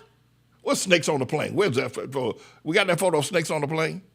First, he said he was a snake and a liar, and that he's unfit, that he can't beat Mondami. And now Eric Adams, 3 days later, turns around and tells New Yorkers, vote for Cuomo. Damn. I mean, can you listen? I mean, either one of these men are unqualified, mainly because there's no integrity. They just lie. As I told y'all before, politicians do not have a humanitarian instinct. They don't. They just lie. And Eric Adams and Andrew Cuomo are expecting you, everything that Eric Adams said about Cuomo being a snake and a liar, they are expecting you to disavow that, to say, well, he didn't really. I don't know what they're expecting, but they're expecting you now to turn around with all that garbage, all that he spoke about Cuomo, which was true, for you to turn around and say, we want this snake and this liar to be our mayor. I mean, have you ever heard anything? But this is politics. This is politics. This is how, and that's why I'll never step away from the word of God. I ain't gonna become like these creeps. I'd rather listen. I'd rather lose the election hands down than lose my integrity. You done lost your damn mind if you think I'm gonna give up the power of the word of God, the power of God himself, and be like these characters. No. If I don't win, I will still have my relationship with Jesus. But if I give up my relationship with Jesus, even if I win, what does it profit a man to gain the whole world and lose his own soul? But you don't understand that. If you don't have a relationship with Jesus, you don't know how important it is. Hell, you'll trade it off for anything. You'll go to by the way of the politician there, man, because you don't have a relationship with Jesus. You don't have one, so you don't know what the feelings and commitments are to people that do have one. But Eric Adams now wants us to vote for Andrew Cuomo after all that said stuff he just said about him. But that's politics. And guess what? New York is going to say, all right, he's been endorsed by Eric Adams, so let's vote for Cuomo. That's just how gullible people are.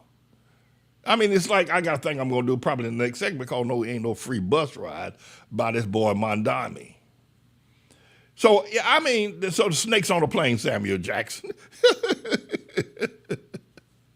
Oh, so I'm convinced that the Lord did not want me on the debate stage. And even the time I arrived last night, I think was a perfect timing. I think the whole thing is perfect timing, if you ask me, in terms of where we are. And as far as the election is concerned. And a lot of people came up to me last night, shook my hand, said, I watch you, and said, what about the foreclosure? What about that? One guy asked me, said, what's happening with the, I've been watching you, Pastor Ben, on YouTube. What about the foreclosure? And I need to get a copy of the deed. We won the foreclosure. At this very moment, as I now speak to you on the 23rd of October, the deed to the Bethelite Community Baptist Church remains in the hands of the Bethelite Community Baptist Church. We whooped the hell out of the Mellon Bank, the city of New York, and the Philip Little Liar law firm. I had to go through several attorneys. I went through as many as 7. I fired them, most of them, and others just ran away and quit.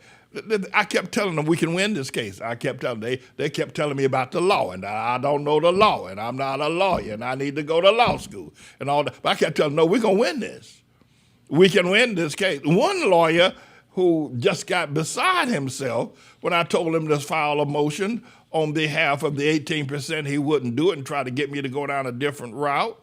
I took out a lawsuit against him and won nearly $2 million against him. But, you know, these lawyers have a way, they act like you ain't got no damn common sense. And the other thing is that just because a statute's on the book or something's on the, whatever it is, a criminal procedure, or civil procedure, or whatnot, it doesn't mean that it can stand against a moving force and power of faith and facts against that particular statute under the circumstances of truth. And so we won. I, James Manning, that's me, not the lawyers that defended us. I, James Manning, won that case against the Mellon Bank after eviscerating them in terms of Warren Buffett and their financial, if you will, people investment in there. I, James Manning, won that case. And I'm going to win more. And I need to say this. I don't mean you got to put lawyers down, but I want to say this because I want New Yorkers to know if I can win against the Mellon Bank in the city of New York on such a matter that went on for 15 years, think of what I can do for the average working class New Yorker or for the corporate corporation. Think of what I can do with the court system, the judicial system. Think of what I can do in setting precedent and new statutes and creating new laws and new understanding and appreciation. Think of what I can do, because I can do it. I've done it. I've done it. I won. That's right. Now, is there some lingering question about the, if you will, referee's deed? Yeah, but well, I'll eviscerate that as well. But right now, we own this church and it ain't going nowhere. I won. Not the lawyers. I did it. I'm the one who believed I'm the one who believed in myself. I'm the one who believed. I'm the one who understood that my life depended on protecting these children, to protect the school, to protect the employer. Damn it, Mellon Bank, you ain't going to destroy these children. You're not going to destroy these workers. You're not going to destroy this community institution. Damn it, Mellon, you ain't going to do it over my dead body and over all the laws in the Lexis law book and every damn place else. You ain't going to do it. You're not going to get this building. You're not going to get it. Damn it. It ain't going to happen. I don't know how I'm going to make it happen, but me and my God, Jesus, who's a lawyer in the courtroom, we don't want to hear nothing about what can't be done and about statutes and that. We don't want to hear it. And I won. That's right. And I need to say that. Why? That's my campaign speech. That's my policy speech. If I can do that, if I can beat the Mellon Bank, and here's why I'm saying it. I'm saying it because I want people to pick, oh, yeah, well, he did win. It was out there, and everybody knew that he was on the brink of being kicked out of that building, and he won. He absolutely. So I want people to know I can do that for New York all day, twice on Sunday, and can do it with my eyes closed and one hand behind my back. That's why I'm saying this. I'm saying this because I want New Yorkers to know I can fight for you. I will not give up because the law says this or some statute says that or some whatever. I will not give up. I will fight for you. That's what I want you to know. And I believe the Lord has allowed us this victory to come at this time of my running for mayor so people can know I will fight for you. Who do you know is better at fighting the court systems than me? You don't know anybody right now. I'm the best lawyer in New York. That's right. I'm the best lawyer in New York and will be the best mayor, will be a magnificent mayor. And that's why I'm saying this. I'm saying this because I want people to know I will fight for you. I will, like I fought for the children. I fought for the school. I fought for the employees. I fought for the homeless. I fought for the working class. Do y'all understand what the hell I'm saying? You understand what the hell I'm saying? I fought for the working class. I fought for the children. I fought for the school. I fought for the employee. And I won. And I would not take no. I would not take defeat. I would not take it. I will do the same thing every day for every New Yorker. That's my campaign speech. You are Lars Larson. You want to know what I'm going to do? What kind of mayor I'm going to be? Well, you just saw me with the Mellon Bank. Ask the Mellon Bank. You know, they actually tried to, they filed a motion, the Philip Little Liar law firm filed a motion saying I was a vexatious litigant. By that they mean they said that I just kept filing cases and filing cases. And I have over the past years, I've filed cases up to wazoo, both in federal court and state court. And they said I should be punished and sanctioned for filing so many cases. But I keep winning. I keep winning. They didn't argue the merits of their case, but they stopped arguing the merits of their case and started arguing the fact that I'm filing too many cases that they make them have to go to work and burn the midnight oil trying to figure out how to get around this new motion I just put in the court. Vexatious litigant. It's in the court. Now, Judge Kahn didn't grant it. He said he was on the verge of granting it, which would have made me labeled as a vexatious litigant. You can label me that as you want. I'm still coming back to court. I want New Yorkers to know I will fight for you. I want everybody to know I will fight for this church. I will fight my life. I will not let you harm the children. No, you ain't going to do that. No, you're not. I'm not going to walk away. I'm not. They told me that why don't you just find another building? I said, why don't you find another life? No, I'm going to do that. Anyway, so listen, I have had Captain Michael Guzman do a thing, put our campaign accomplishments and what I'm going to do for the New Yorkers in Latino. So I'm going to ask Mr. Engineer. Mr. Engineer, could you bring that up? And don't go anywhere, everybody. You're going to enjoy listening to this if you haven't heard it in the previous broadcast. But go ahead, Mr. Engineer. James Manning es un humanitario, no un político. 2. Quiere ayudar a la clase trabajadora y a las zonas urbanas utilizando mis 40 años de experiencia. 3. Tiene experiencia práctica educando a más de 1 millón de hombres y mujeres sin hogar. 4. Tiene 40 años enseñando a buscadores de empleo de nivel inicial cómo progresar hacia puestos de alta dirección. 5. Ha graduado a 500 estudiantes. Algunos fueron aceptados en la Universidad de Yale, Willard, la Universidad de Nueva York, la Facultad de Derecho Cardoso y la Facultad de Derecho de Nueva York. Es un hombre que tomó la mano de mi abuelo Charlie Patterson, quien nació esclavo en 1862, estrechó la mano del presidente Carter en la Casa Blanca y lamentablemente estrechó la mano del presidente Trump en la Torre Trump en 2016. Ha logrado un éxito significativo en la lucha, navegación y litigio dentro de los sistemas legales de Estados Unidos, ganando notablemente contra uno de los bancos más grandes del país, como director ejecutivo de la Iglesia Misionera Mundial Atela, la Iglesia Bautista Comunitaria Betelite, el Sistema Escolar Atela, el podcast Trust in the Lord Hour, el Programa Nacional de Noticias de Manning Report, el Refugio de Personas Sin Hogar Betelite y el Programa de Desayuno Infantil. Está singularmente calificado para liderar la ciudad de Nueva York, Cree en y ama a Estados Unidos y su brillante constitución. Únete al movimiento de voto por escrito el 4 de noviembre de 2025 y escribe James Manning en la boleta para alcalde de la ciudad de Nueva York.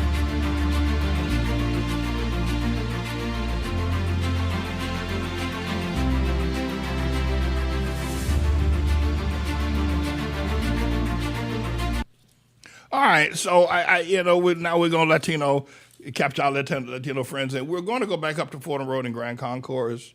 We got a very busy schedule this weekend. We're going back out to Staten Island.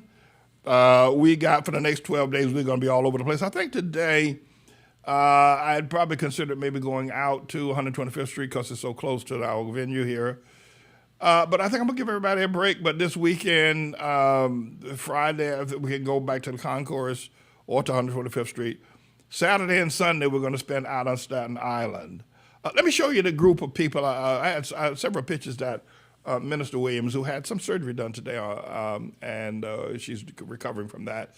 And also, we want to give a shout out to Evangelist Debbie Myers, who said she was listening to us last night on the broadcast, even though the sound was not as perfect as it should be. Debbie Myers, we pray to see you back home soon. Sorry I haven't been to see you, Sister Myers, Virtuous Myers, but obviously I've been busy. And I haven't been just sloughing around, but our prayers go out for you, and I've asked all the members to pray for Virtuous Myers, and we've changed your picture. I hope you like the new picture. Anyway, so here, we want to show you some of the photos. These are the signs that we carried down to the venue last night. You haven't seen these before. These are brand new. And now we're going to make them yard signs as well. Do we have any other photos of our being out there last night as well? I think we had a couple I wanted to show people to give a sense. I think we took about 30 people down there. That's to that event last night. There's another group of us all lined up. I think we were lined up against, they're on Van Dam Street, facing the traffic on Van Dam Street.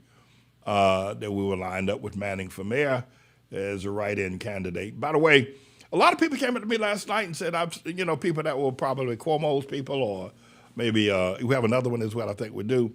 I think Cuomo's people or Dami's people, I don't know who they were. They said, well, we've seen your ad on television. And we're now running on every major television station in New York. I think we had one more. If we don't, we don't.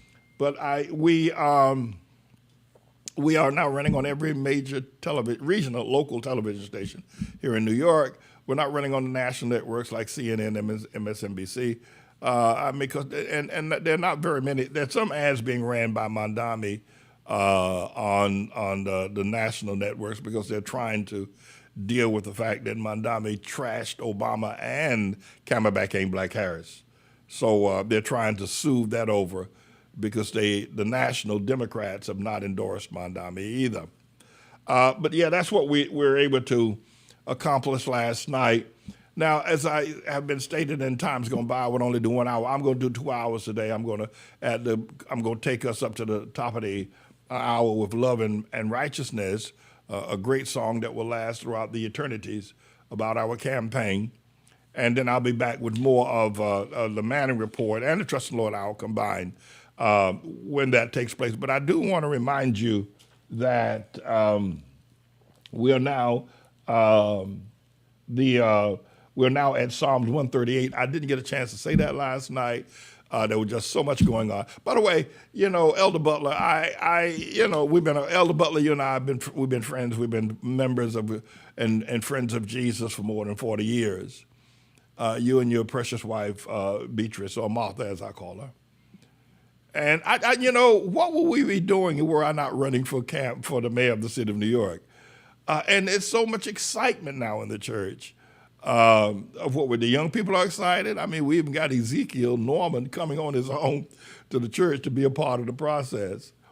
But we're just at a point where, and what's going to happen when I become the mayor of the city of New York? It's going to be a very interesting time running the city of New York. I'm in the next segment, I'm going to have to play this one more time. Eric Adams said that Andrew Cuomo was a snake and a liar. Now he's telling us to vote for him. I wouldn't vote for either one of these creeps. As much as I wouldn't vote for Mondami under any circumstance. Even if the angel Gabriel came and told me to vote for Mondami, I wouldn't do it. But here are these two saying, here comes Andrew Cuomo. I mean, Eric Adams now telling us to vote for the man he just called a snake, and then Eric Adams said he was not going to leave the race. He can win it. The other thing is when it's Curtis Lee with Mr. Puss in Boots. Is he going to leave the race because John Catsimatidis, who owns the New York Republican Party. John Catsimatidis is the owner of Gristedes Supermarket. It's a big supermarket in New York. If you don't know it, is a huge supermarket in New York. It still thrives, even with Costco and some of the other supermarkets that are pretty cut rate. Gristedes still functions, and he owns WABC Radio, which is still a very powerful, probably the most powerful radio station on the planet. Okay? John Catsimatidis owns it. But at any rate, so we're going back to Psalm 138 is where we're going to start our reading this today, actually, before our meals, and take 7 days until we get to next Wednesday night. I'm not sure where we'll be, but we got a heavy schedule. I do know we're going to be in Staten Island on Saturday and Sunday, campaigning. And we're going to be here in the Harlem area and the Grand Concourse area probably Friday, and we'll look and see and we're going to split up our parties going to the various places. So I wanted to be able to say that, listen, I'm going to let Sabbath and love and righteousness take us to the top of the hour, but don't go anywhere. Don't go anywhere. I'm coming right back with more of this extraordinary broadcast of the campaign of Manning going to the candidates debate. So hang tight, everybody. I'll be right back. Hey, Mondami, what's my name? What's my name? What's my name? James Manning.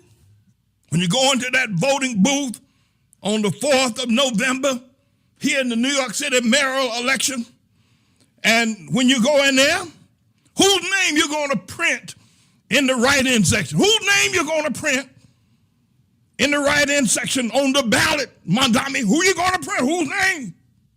James Manning. Hey, Mondami, do you understand the words that are coming out of my mouth? Do you understand the words that are coming out of my mouth? Whose name you're going to print on the write-in section on the ballot on November 4th here in the New York City mayoral election? James Manning. All right now, let's get it on. I'm the only one that can cure the spiritual problems of New York City. I can bring healing and I can bring unity. New York City, get ready. Get ready, get ready, get ready, get ready, get ready, get ready. Get ready, get ready, get ready, get ready, get ready, get ready. Get ready, get ready, get ready, get ready, get ready, get ready. Get ready, get ready, get ready, get ready, get ready, get ready.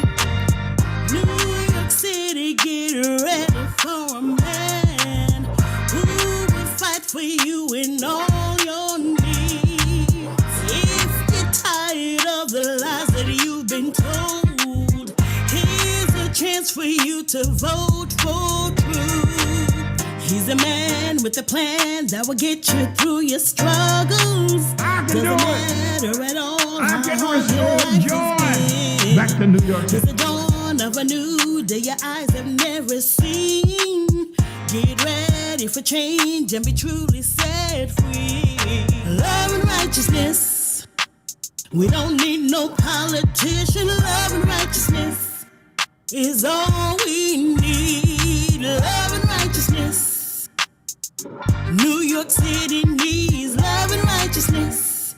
That's all we need. Yes, he can, yes, he can, yes, he can, and he can, and he will, cause he's the man. Yes, he can, yes, he can, yes, he can, and he can, and he will, cause he's the man. Yes, he can, yes, he can, yes, he can, and he can, and he will, cause he's the man. Yes, he can, yes, he can, yes, he can, and he can, and he will, cause he's the man. Love and righteousness. Yes, he can, yes, he can. We don't need no politician. Love and righteousness. Yes, he can, it's all we need. Love and righteousness. Yes, he can, yes, he can, and he can. New York City needs love and righteousness. Yes, he can, that's all we need.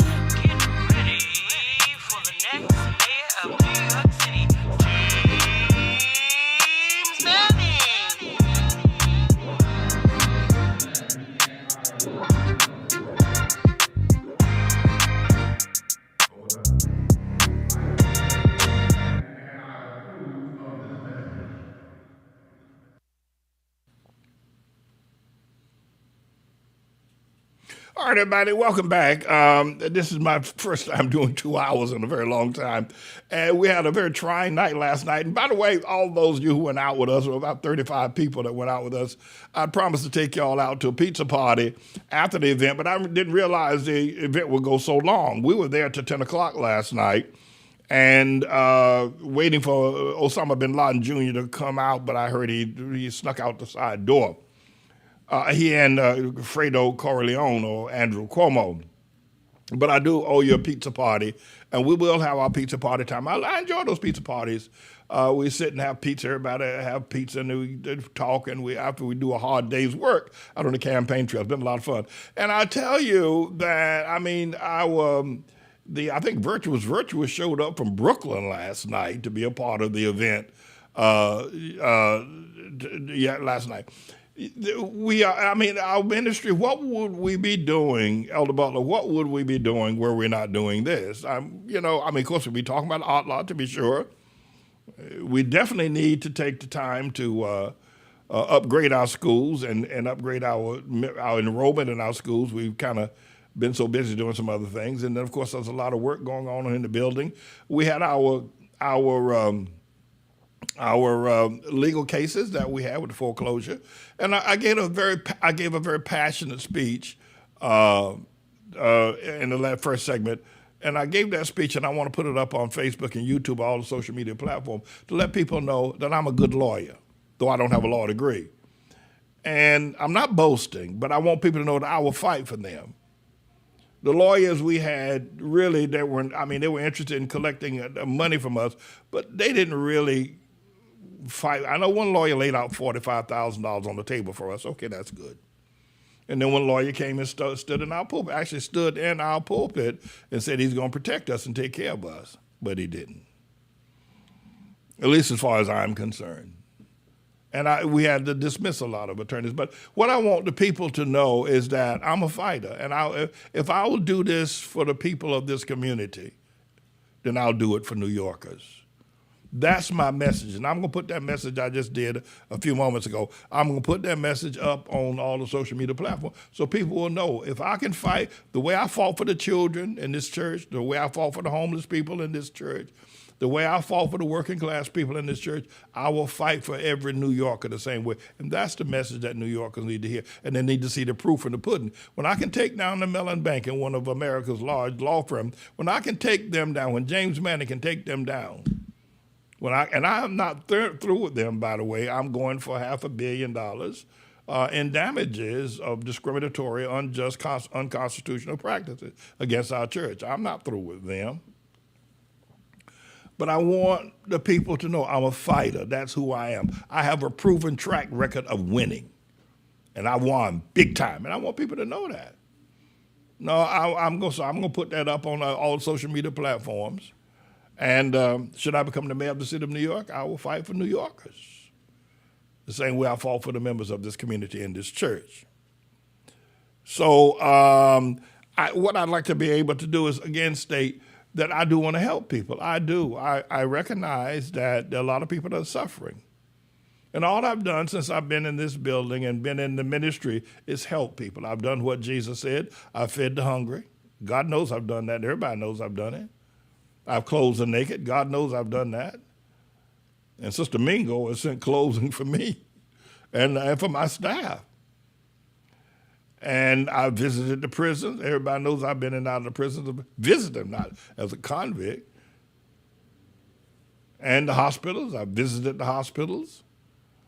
I've gone to the graveside of a lot of people over the years. The graveside, the ashes to ashes, the dust to dust. I've stood and I've comforted people. I've helped people through difficult times when their families are struggling, how to pay the funeral bills, what to do, how to do it. Funeral costs are going up. People don't have it. People didn't have a life insurance, and yet I stepped in. This church stepped in. And you don't know anything about that. I've been fighting for people.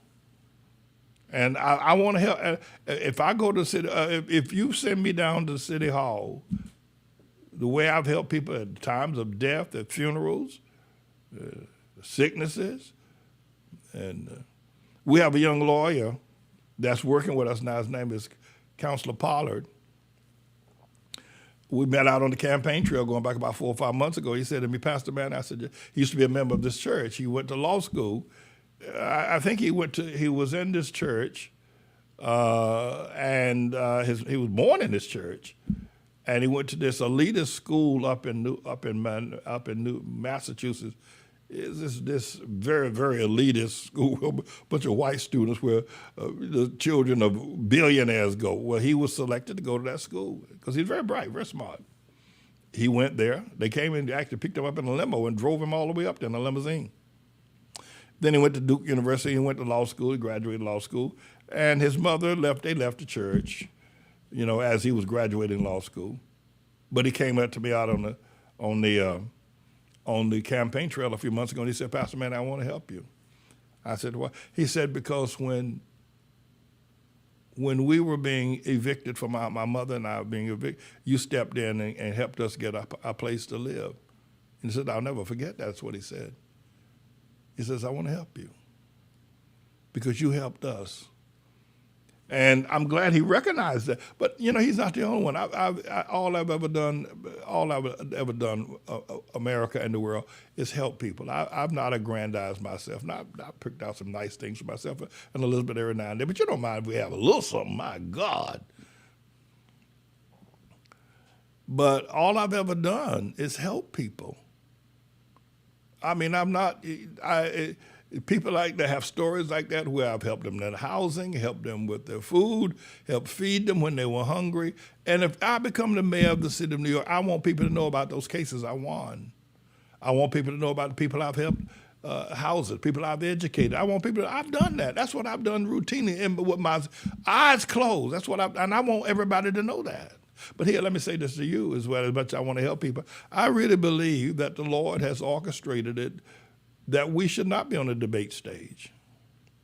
No point in me being on the debate stage yelling back and forth about them. I could talk about our principles. By the way, I do have a couple of videos coming up. One is called "I'm going to infuse $41 billion into working class neighborhoods." That'll be coming up on this hour. And the other will be either Manning or Massacre will be coming up on this hour as well. So hang tight for those two. What I want to do now is let you hear the interview I had last night with Lars Larson of WABC Radio. I was doing this. I was multitasking rather. I was during the Open Rewards prayer meeting, doing my campaign thing at the campaign video, and also holding an interview at the same time with WABC Radio and Lars Larson. So, Mr. Engineer, roll that clip, if you will, please. Check this out, everybody. You're going to like this.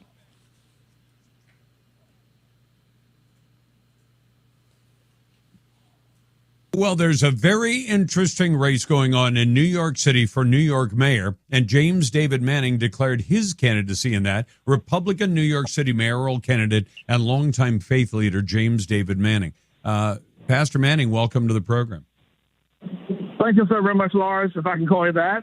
You can for call having me on your broadcast tonight. I'm outside the venue where the debate is being held on Van Dam Street at LaGuardia College, so you're going to hear a lot of noise.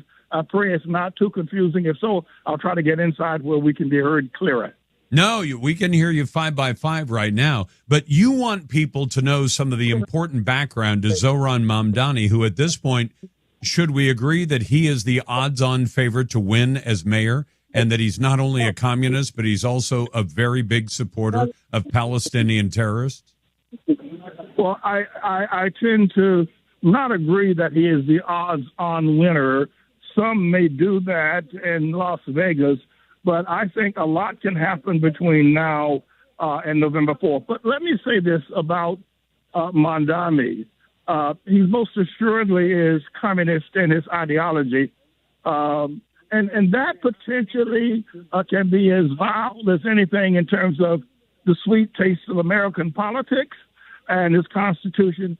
But he's also very much aligned with Hamas, and not just, if you will, Muslims who perhaps have had their fight or their disagreement with Israel, with the nation of Israel, with the Jews in general.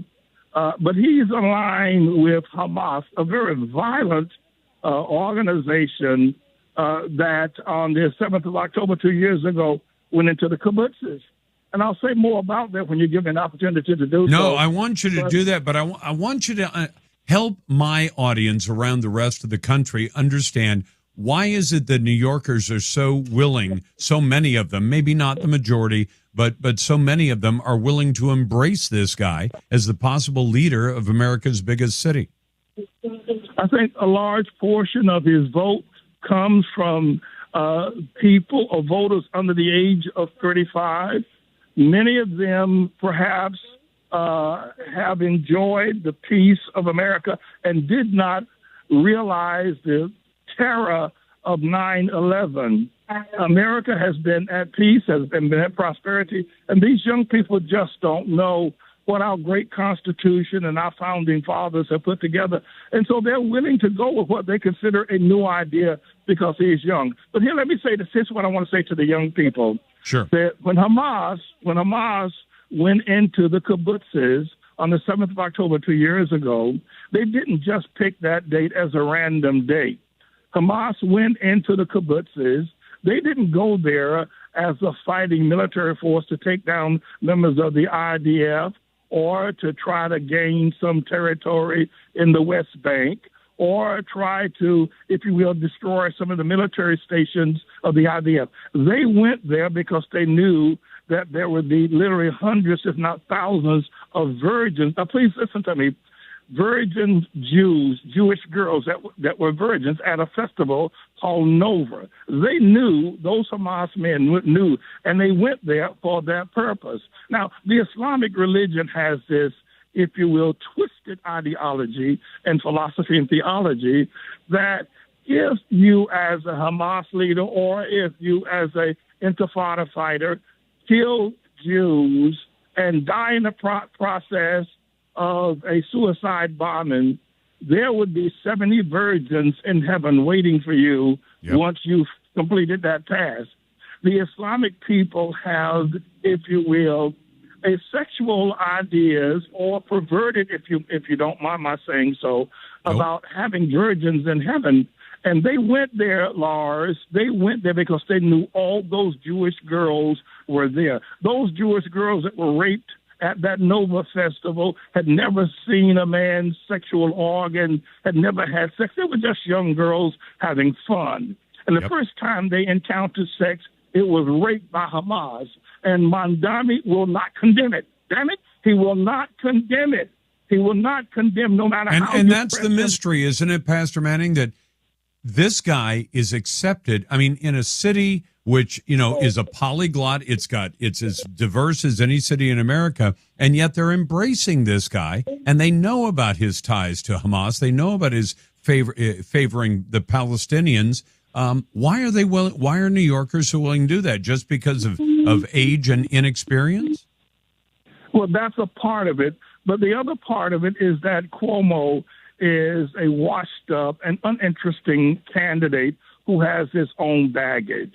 Oh, yeah. And Mamdani would have never won the primary if Cuomo had been a viable, exciting, or interesting candidate. People really, young people again, without a sense of the priorities of this nation as far as the protection of it and the fact that the Islamic religion, the Jews make up 12% of the population of New York. That's a lot of people. And across the board, no matter what the Jewish beliefs are, they fear that should this man become the mayor of the city of New York, that their lives are in grave danger because it is not going to just anti-Semitic ideology. It has now moved to violence in the city of New York against Jews. Then you ask the question, why is it that people have embraced this? Mainly because there has been a lot of rhetoric against the Jewish people, and most of it full of hate. Yep. And a number of young people and others feel, well, the Jews are getting their due by bringing this person to bring a sense of revenge. And that's where that's coming from. It's coming from the fact that is sad and disgusting. Pastor Manning, last thing. I've got about a minute. What are the things you propose to do to set New York straight? The first thing I'm going to do, I'm going to cure homelessness in New York, and I'm going to move from the idea or the ideology of teaching low-income type of priorities. Lars, if you listen to the candidates and their policies, if they're talking about crime in New York, they're talking about housing in New York, they're talking about homelessness in New York. Those are the three major issues. You know where those issues come from? They come from the black neighborhood. They don't come from the Jewish neighborhood. You don't find homelessness in the Italian neighborhood. You don't find homelessness in the Irish neighborhood, or the amount of crime, street crime. All that comes from the black community.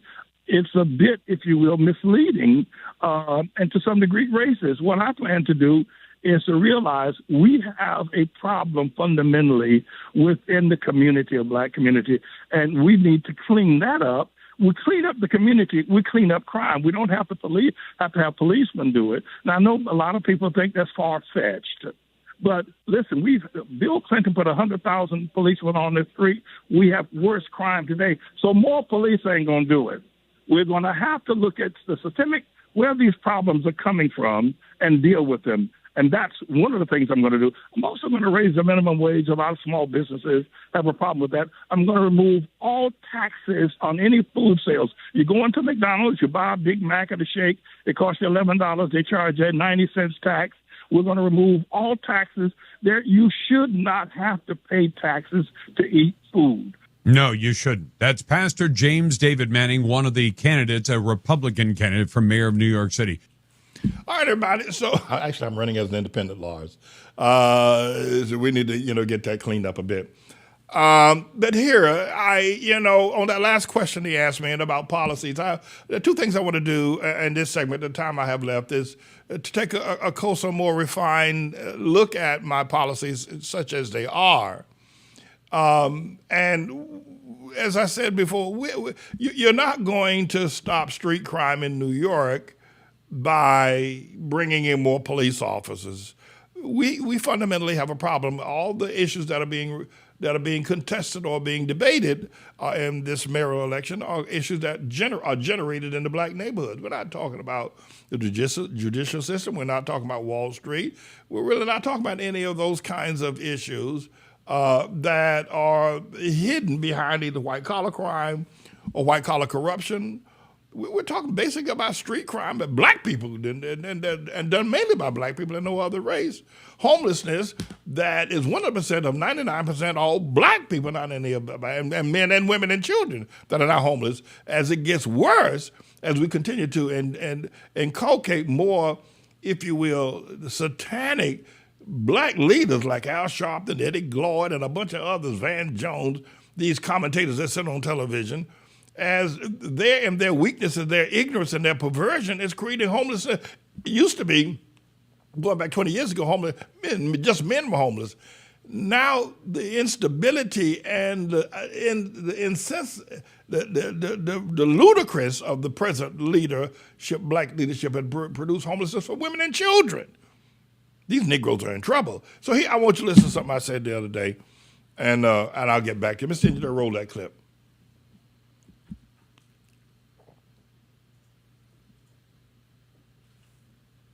I do want to help people. I do want to help people.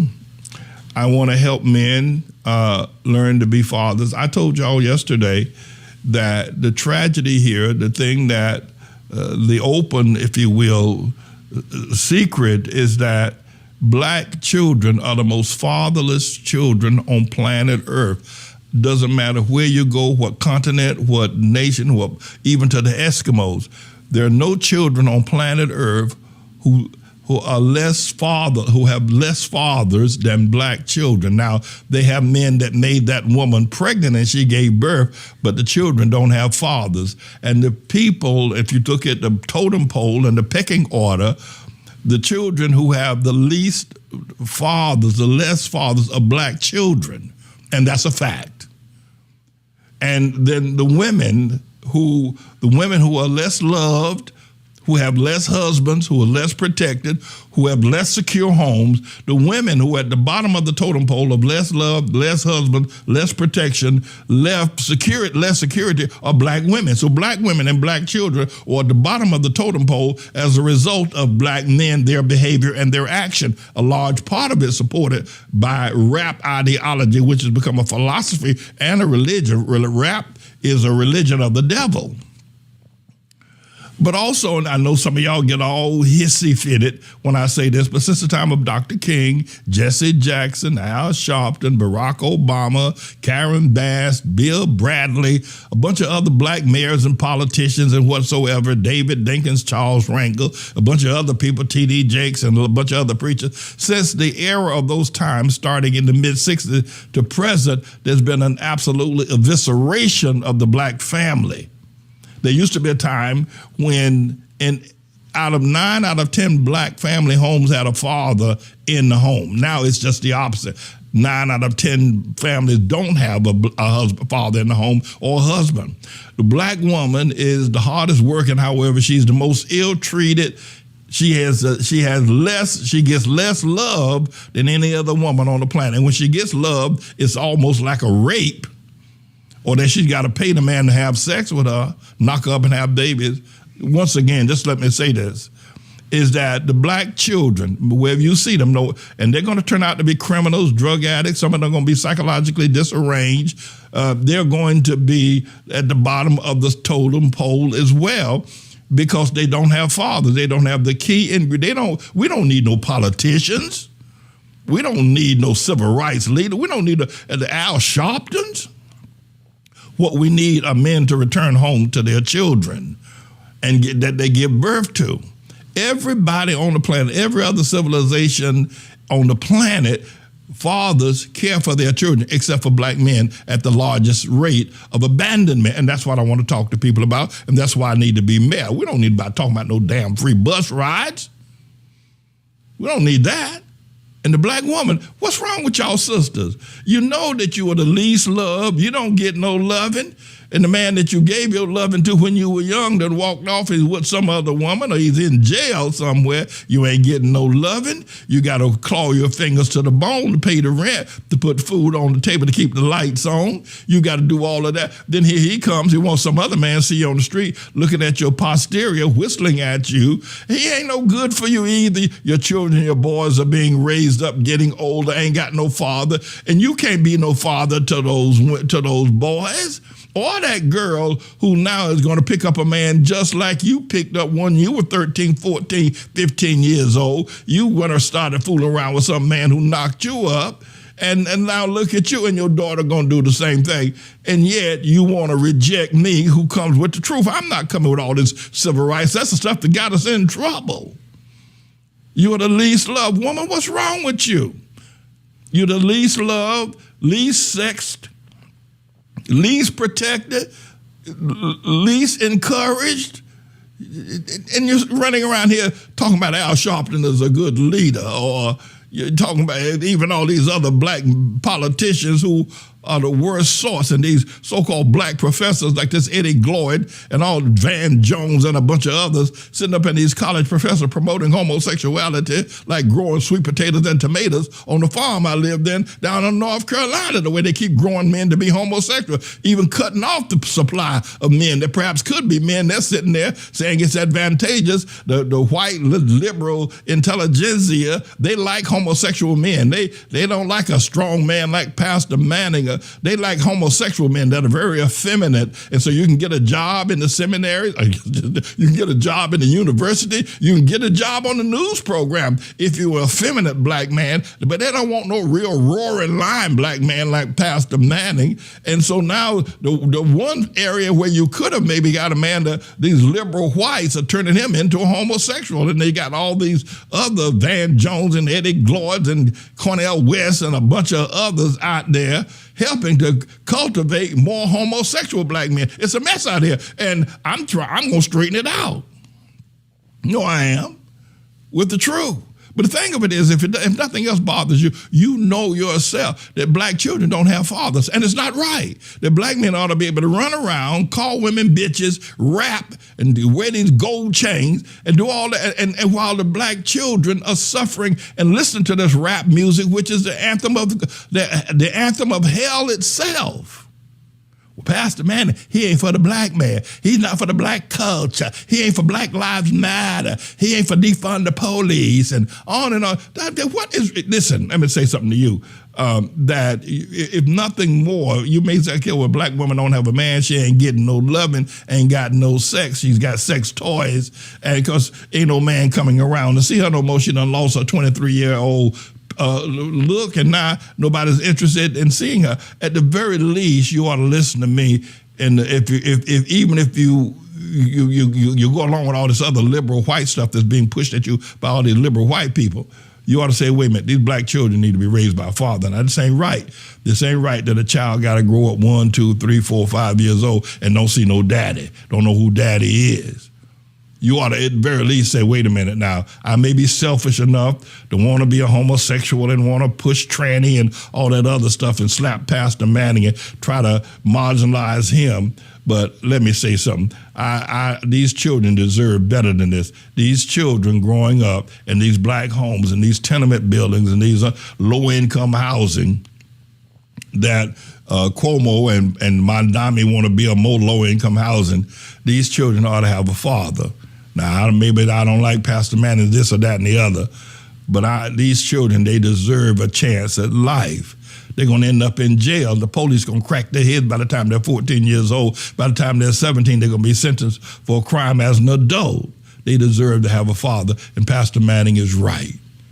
And I need to stop fighting him, get behind him, and get rid. We need to run Al Sharpton out of town on a rail and all the people he hang out with. By the way, I don't know if you've noticed, there's a great big division between black people today here in New York. Letitia James and Eric Adams and Al Sharpton and a bunch of other black politicians. Al Sharpton's on the outs. He's on the outs with Eric Adams. He's on the outs with Letitia James. They all are fighting with one another now. It's a mess going on up here in New York. I mean, this is the same place in Houston and Dallas and San Francisco and Chicago as well. It's a mess. Black people are all scattered all over. They're not united anymore. But listen, so I wanted to be able to state for the children, black children need their fathers, and say somebody need to be talking about that man going back home to take care of his children, run a damn free bus ride and free grocery store. The hell with that. The hell with it. What the hell's wrong with y'all? What the hell is wrong with y'all people? These black children need more low-income housing. That woman and her 3 children in a low-income house. Is that right? No. Hell, let them live in a teepee. But if that father is there, if the mother and the father are there kissing one another, or holding one another's hands, or making all those sex noise in the bedroom where the children can hear them at night, well, that's what needs to be happening. The hell with low-income housing. Let them live in a damn teepee. And the children have to hear mama and daddy and they're groaning at one another at night. Well, that's all right. Hell, that's life. But at least mom and dad is together. And the children got a father who will crack their head. Don't need the police in there cracking their head. So, I've never seen so many sick people. What the hell is wrong with y'all? What's wrong with y'all? Wrong with y'all? Low-income housing. We need more this. And what you don't. You need that man to get back home. That's what you need. And take care of them children. That would have stopped the crime in the street. You can stop crime in a heartbeat. Put that father back in the home. That boy ain't gonna grow up and out there robbing and stealing and wearing his pants below his butt. Won't go to school, ain't got no sense, don't know algebra or geometry, don't know none of that stuff, don't know history, don't know a damn thing. All he knows is how to rap. He knows every damn rapper, when they got started, every song they ever made, he can record every damn one. But ask him to do the long division or multiplication. That nigga wouldn't know how to do a long division or multiplication if you paid him $50 million. But he knows every rapper. No. Well, Pastor Manning, well, he just too harsh and no. Nobody else. The Chinese people don't live like everybody. Chinese people looking at that doggone them black people. They ain't watch there. You see young black boys, watch out because they ain't got no father. Because they ain't got no father. Ain't no telling what the hell they'll do. The Italians, at least they stay home and the Italian father knocks that Italian boy in the head. That's right. You betting a Jewish mama. The closest thing I ever seen to a man being a father is a Jewish mama. That woman, she don't play. That Jewish mama, she don't play. Now, Jewish father, he's dead too, but that Jewish woman, Lord have mercy, you want to stay with God, she don't play. No, you're going to do the right thing. You're going to law school, boy. You're going to medical school. Don't be talking to me about you want to play some damn baseball or basketball. Don't you be talking, what the hell you think you are, LeBron James or something damn about it? Boy, you're going to law school. That Jewish woman, tell that boy. You won't get no more matzah bread. Yes, sir. No, this is what we need, and that's why I'm going to be the next mayor of New York City, because y'all going to listen and finally recognize, hey, but what I'm voting for Cuomo. Who is Mondami anyway? What does he want? 33-year-old, wet behind the ears, don't even know how to pee straight. Talking about he wants to be the mayor of the city of New York. No, we don't need that. Let him come. Tell him to go and come again. Tell him to go spend another 20 years learning something, sitting at Pastor Manning's church learning something. Then maybe he can run for mayor when he gets 55, but not right now. No. All right, so listen, save the black children. Send fathers home. There's a song by Shep in the Limelights from years ago. Daddy's home. He's not 1,000 miles away. Send daddies back to the homes. Amen. Praise Almighty God. Hey, Mondami, what's my name? What's my name? What's my name? James Manning. When you go into that voting booth on the 4th of November here in the New York City mayoral election, and when you go in there, whose name you're going to print in the write-in section? Whose name you're going to print in the write-in section on the ballot, Mondami? Who you going to print? Whose name? James Manning. Hey, Mondami, do you understand the words that are coming out of my mouth? Do you understand the words that are coming out of my mouth? Whose name you're going to print on the write-in section on the ballot on November 4th here in the New York City mayoral election? James Manning. All right now, let's get it on. Listen, everybody, I need you to help me whoop Mondami's Palestinian Hamas Intifada Farquhar rear end. I need you to help me. Look at me. Can you do that? Cuomo is now being endorsed by the man that 2 weeks ago called him a snake and a liar. You know that, right? I presented that. And he's telling you the man he said was not qualified to lead New York, now he's telling you to vote for him. I need you to help me beat Mondami. I need you to help me whoop his butt. Now, I believe that Almighty God has orchestrated this campaign that I'm running to run I believe I'm off of the ballot because God didn't want me, his name is Jesus, didn't want me on the ballot. I believe that. Now, do I have an actual word from the Lord? Pastor, man, is that a prophecy? I don't have that as a prophecy, no, but I believe it. I believe that the Lord did not want me. I believe that this campaign is being ran by Jesus. I believe that. And I believe that really New Yorkers, listen, everybody, come on now.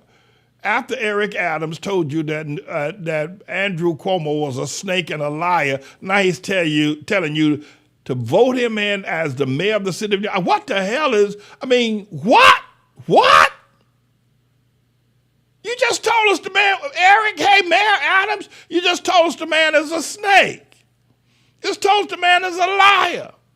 And everybody knows that Mondami is a snake oil salesman and a liar too. Everybody knows that he's a Hamas freak, that he is an Intifada Islamic, if you will, freak, want to lead revenge against, he want to eviscerate the Jews. I mean, the Muslims are going to Juma this Friday like you ain't never, they're going to pack out the mosque like you ain't never seen. Because they want revenge against the Jews. They do, going all the way back to David Ben-Gurion in 1948. And if this boy, Mondami, who ain't scared, Mondami ain't scared of the Democrats. Hell, he ain't scared of Mondami ain't scared of Camelback ain't black. Mondami ain't scared of Hakeem Jeffries or the Senator Schumer. He ain't scared of Mondami. Ain't scared of them people. He's a Muslim. God, whoa. He don't care. Don't give a damn. He ain't scared of it. He knows he become the mayor of the city of New York. It's all over for the rest of y'all unless y'all gonna say inshallah and God bless Muhammad and Allah. Peace and blessings be. Listen, what the hell up out there? What's wrong with y'all? What's wrong with you? And I'd be one thing if that would just be the case. But Eric Adams not telling you to vote for the man he just said was a liar and a snake. I need you to help me. Now, listen, the people that are locally, here's what we're going to be doing. Today is we're going to just kind of take a chill pill after being out so late last night. I'm going to bring up my calling, what's his name, Puss in Boots in just a moment. Hang tight for a second. And then tomorrow we're going to Grand Concourse and Fordham Road and 125th Street and St. Nicholas Avenue. And then on Saturday, we're going to Staten Island, and we're going to be there till the evening shadows fall.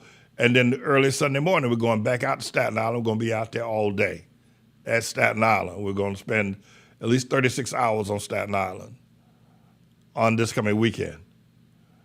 And so it's important that you realize that even tomorrow, we're going to have a group down on 86th Street and Lexington Avenue tomorrow. So so Grand Concourse, 125th Street, St. Nick, and 86th Street and Lexington Avenue, and then Friday and Saturday, Staten Island. Help me. I mean, you sit there and say all the silly things that you can say, and then for Eric Adams to now say that Cuomo is the best man to be the mayor of the city of New York is ridiculous. You need someone. You may not agree with everything I say, and you may have let somebody tell you to disagree with me. You may have been following these people who have created these fatherless homes. The black woman ain't getting no loving. The white one, there used to be a thing in commercial television called "Blondes Have More Fun." Y'all remember that? Blondes have more. Not do blondes have more fun, but blondes have more fun. You got black women trying to be blonde now. But at any rate, the thing of it is that the white woman gets 4 times as much loving. She gets 4 times as much Valentine candy. She gets 4 times as much kissing. The white woman, she gets loving. That woman gets some loving. She gets 4 times more than the black woman. You see a black woman, she got a scowl on her face, you know why? Because she ain't getting no loving. That's right, she may have some lipstick on, but that black woman, she ain't getting no loving. That black woman, because ain't no man gonna love her. And then y'all listen to all these liberal, if you will, white people trying to tell black men you have a better chance of getting a job as a professor, getting on television as a news anchor or whatever it is, getting into politics if you will switch a little bit and become homosexual. So they do it. Anyway, so last night I had my time. I had my debate with, that's all I needed. I had with Curtis Lee. Well, check this out. This was better than, as far as I'm concerned, this was better than being on a debate stage. Roll this clip, Mr. Engineer.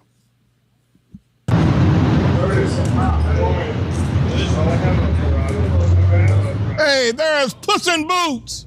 Hey, Mr. Puss in Boots. How'd you do tonight? Mr. Puss in Boots. How did you do tonight? How'd it go? Where are the other 2 stooges? Mr. Puss in Boots. Mr. Puss in Boots.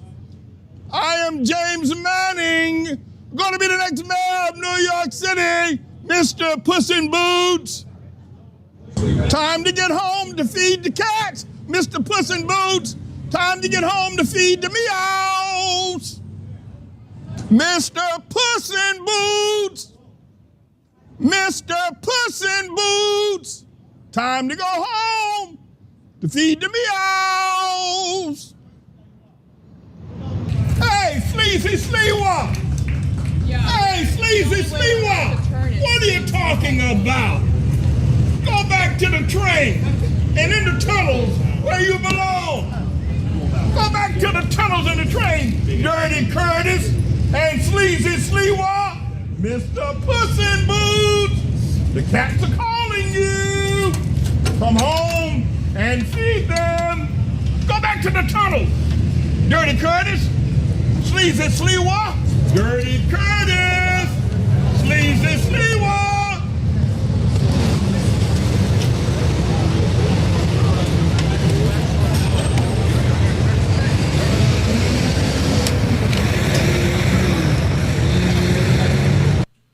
I guess one final thing I want to, well, two things actually. I want to show you the policies of my planning to infuse $41 billion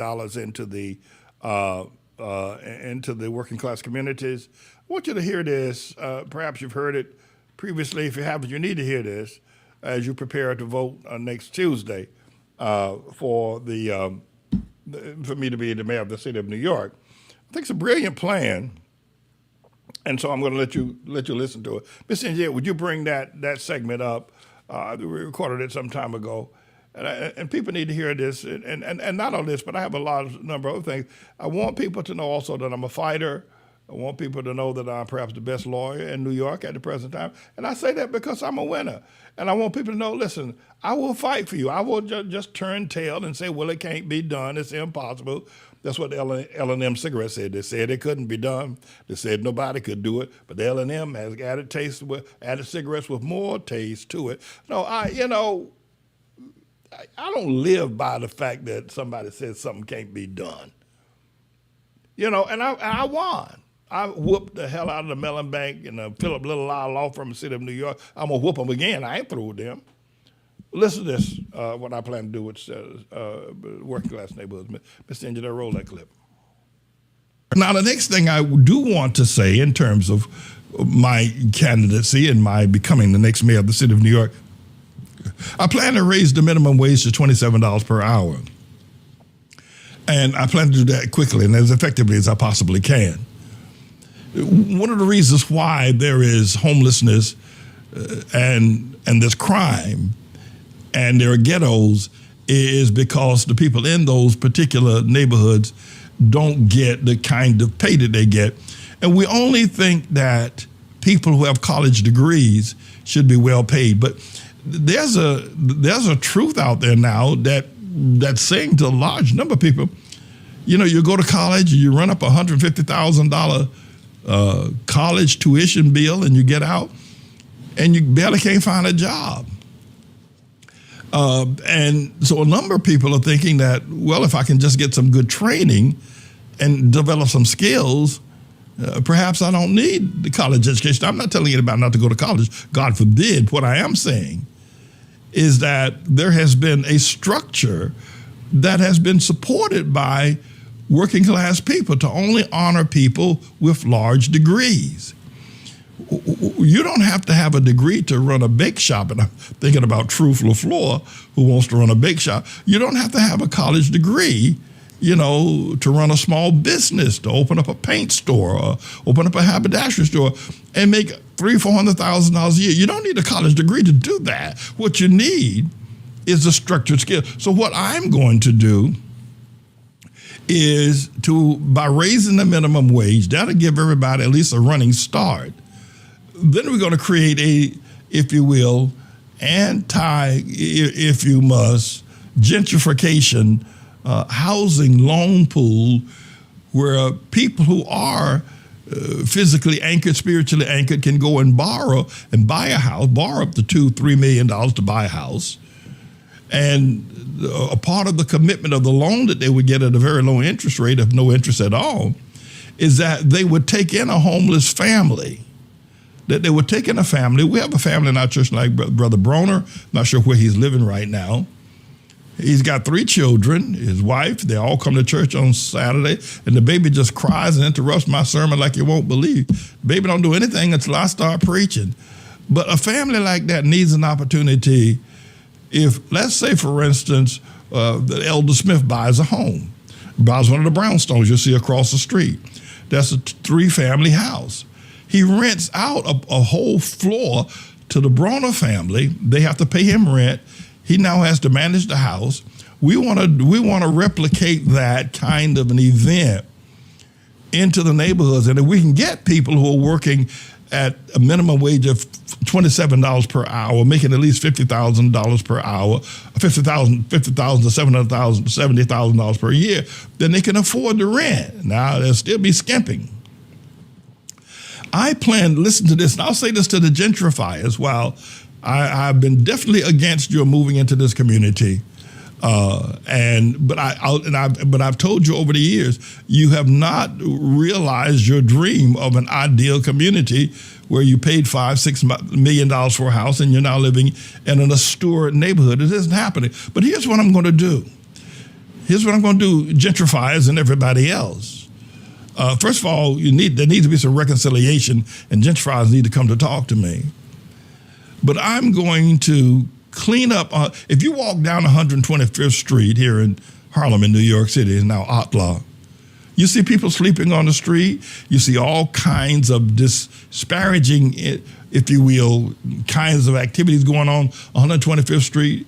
People that are on drugs, people that have no mattress, have no spoon, have no curtain, have no table.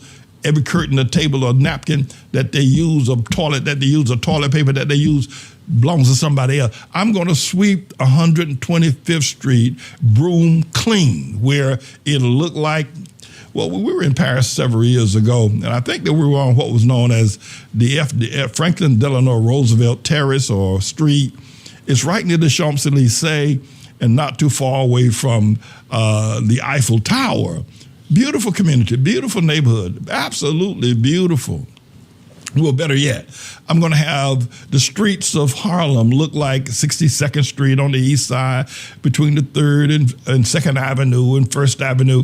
All those beautiful streets where there's never anything awry, never a garbage can out of place, never a litter on the street. Just very beautiful tree-lined community. I'm going to sweep Harlem broom clean. And by the way, can I say this to you? Years ago, when I first took the helm of this ministry, I used to have the men of this church that we had 100, 200, 300 men sleeping in the building at night. Well, one of the things I would have them do in the mornings, get up early in the mornings and take brooms and see that sidewalk, see that man walking down the street, sweep that sidewalk all the way down to 110th Street. From here, that's 13 blocks. And then sweep all the way up to 135th Street.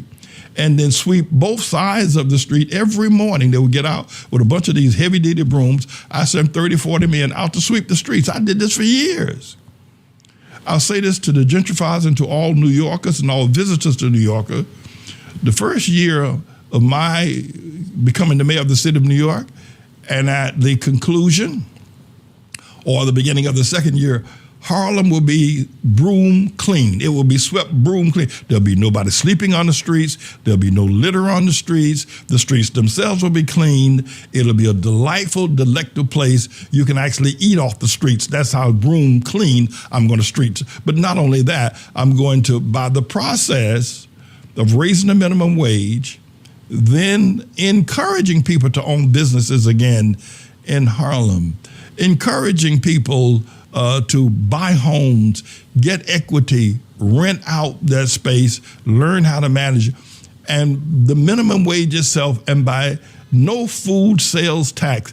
Wherever you go to buy food, you will not pay tax. And to relieving all the bodegas of sales tax, the city of New York is going to have to take a hit in the pocket. I'm going to tell you this right now. Right now, the city budget is $114 billion per year. Well, y'all going to have to take a hit in the pocket. The city of New York, you're going to have to tighten your belt. When I become the mayor of the city of New York, you're going to have to tighten your belt. A lot of waste money. I see a lot of money that's wasted for things such as, plug-ins on the street for your phone and all kinds of other stuff about bus schedules and whatnot that really isn't necessary. We're going to cut back on some of those things. The city of New York needs to cut back. You're going to have to take a hit in your budget, the city of New York. And we're going to direct that money that's going to the city of New York to then go to all the people that are profiting, the manufacturers, the business, people got contracts with the city. Y'all going to have to take a cut. And we're going to infuse that money back into the community at the rate of $41 billion a year. Now, if you can imagine, think about this for just a second, and I'll outline this. I'll have our accountant outline this for you. Think about this for just a second. The entire budget of the city of New York for the police department, for the fire department, for all other departments, for the education department, 900,000 students, is $114 billion a year, per year. Is that right? That's how much it is. Imagine by redirecting, reinvigorating the people that are unproductive, that are not working, that are not paying taxes, getting back in the workforce, getting back on the tax rolls, getting back on the ownership rolls, getting back in the rental rolls, getting back into having money in the local neighborhood would reproduce $41 billion. That's nearly a third of the budget. And that will be money that will be coming into so-called marginalized neighborhoods, if you want to call them that. I'm not sure that's what I want to call them. It's it's just God's plan. It's just a plan that God has put forward. And it would make New York City, the streets of New York City, broom clean. There'll be no litter. There'll be no people on the street sleeping. There'll be no riffraff. And when I was growing up in North Carolina, there was a man who had some psychological problems, and he lived with his family, and there were several women that lived in the house. They had a decent house, and one of the things I liked about them, that had outside in their yard, because they had a big yard in the house on their street next to the AME church, was they had a place where they grew grapes. Anyway, so this man was a little bit off. And so most of us, when we were young, would be afraid to go by the house because we know he's sitting on the porch. He'd come out and chase us and run after us. And sometimes he'd do that. Sometimes he'd come out and he'd chase you, he'd run after you. We'd all run and scatter. But they let him stay in the house. He was a little bit crazy, but they let him stay in the house. See, the blessing with me is that I grew up at a time when no matter what happened, every man and every woman and every boy and every girl had a bed to go to at night, no matter how impoverished the time. Even during the time of the Great Depression, every man, every woman, and every boy and every girl had a bed at night because the families took them in, even though some of them were a little bit crazy, some of them had problems, etc.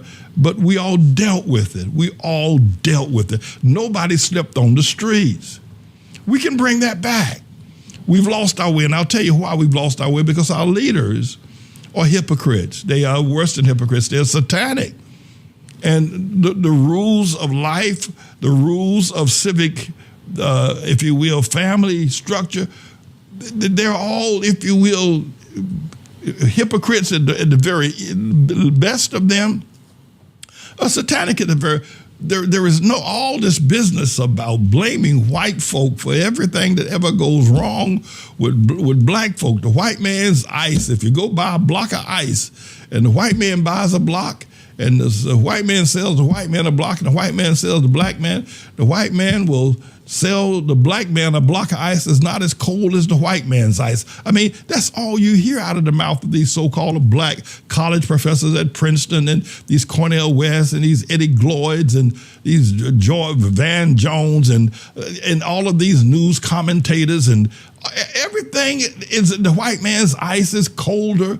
The white man you buy from the same place, but the white man gives you a lesser product. I mean, it is ridiculous how insane this has become over the last 60 years. And if you're too young to realize, when even during the time of Jim Crow, every man had a bed to sleep in.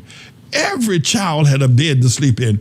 Every child had a father in their home. None of this nonsense, this perversion that you hear on a daily basis coming out of the mouth of these hypocrites. And now they've gone even worse by wanting the men to become homosexual men, the women to become lesbian women. It's madness. I will, to the gentrifiers, you probably thought you'd never hear this from me. but I'm going to increase the property of your property value. Gentrifiers, I'm going to increase your property values because I'm going to take all the riffraff out of the community, and not by using the police and cracking heads. I'm going to take it out by simply employing the biblical principles and showing the spirit of love and stopping the lying and stopping the profiting, stopping, if you will, the cottage industry that a lot of these pensioners, Negroes, they make all their money by blaming white folk and stirring up anger with black folk to be angry with white folk. And they've been intermediaries. That's how they make their millions of dollars. They do it in the movies. Even if they got making money on as athletes. I'm going to the gentrifiers. I am going to improve your property value by cleaning the streets and making the neighborhood safer, cleaner, and without using police or the fire department. That's right. That's what I'm going to do. I've done it for years. I used to sweep the streets of this community for years. And I used to clean up, wouldn't let people go out of the building that were unkempt, and I gave a man a bed to sleep in. So we need to be mindful of what's coming with me as the mayor of the city of New York. But I do plan to, and I'll close with this. The budget right now, the city of New York is $140 billion. I plan to make New York City a classic, upgraded city where poverty has been abolished, homelessness has been abolished. I do plan to say this. I do want to remind everyone that I'm going to keep the street vendors, but they're going to have to, clean up their act, polish up their act, get their act together. I will require street vendors to wear uniforms based on the logos of their business, whatever they're profiting, whatever they are selling. But there's enough room on 125th Street for the street vendors and the store owners. And listen, this is America, I'm a capitalist in that regard. And so let the best man win. I think the street vendors need to be able, I consider them small businesses. Now, they're going to have to wear uniforms. They're going to have to be fully responsible for the whitewashing of their sidewalk, for the cleaning, and for the presentation of their wares. And they can do that. That's not a problem. Most of them would be willing to do it. But I'm going to make Harlem in particular, the streets so clean.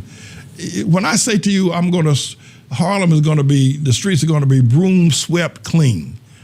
You won't see anybody sleeping on the street. You won't see anybody vagabonding on. I'm going to make Harlem the entire community of Harlem broom swept clean. 135th, 145th, 116th, 110th, 7th Avenue, 8th Avenue, Lenox Avenue, Lexington Avenue, broom swept clean. I said this 34 years ago, that the streets would be so clean you could take off your shoes and walk barefoot. I'm going to show you a picture of myself and Elizabeth actually on the street, out in front of the church, walking barefoot 34 years ago. I was a much younger man. Elizabeth was a little bit younger too. But I said I was going to make the streets broom swept clean. And I'm going to do that. I'm going to do that as the mayor of the city of New York. And again, I'm going to bring $41 billion. Now, if you look at the economic commerce of Wall Street down in that region, I suppose that annually they go over the $1 trillion mark in terms of sales, of stocks, of trading, of businesses, of mergers, of banking. All of that they do probably beyond $1 billion. And New York just gets a small chunk of that, of $114 billion to run the city of New York. What I'm going to do is that I'm going to turn Harlem into a black Wall Street. Well, no, please. That's a phrase that came from back in the 1920s in Tulsa, Oklahoma. No, I'm going to turn Harlem into an outlaw Wall Street, to a righteous Wall Street, where, and Bed-Stuy too, and Fort Greene, and South Jamaica, and East New York, and all of those regions I'm going to turn into a profitable area where there'll be 41 billion, imagine this in South Jamaica, imagine this in Bed-Stuy, $41 billion now being poured into these neighborhoods. how it would change the clothing that the people wear, the cars that they drive, the houses that they live in, and it would upscale the city of New York in ways probably nobody ever dreamed of in terms of New York being an upscale city. We'll be the new Dubai of the Western world.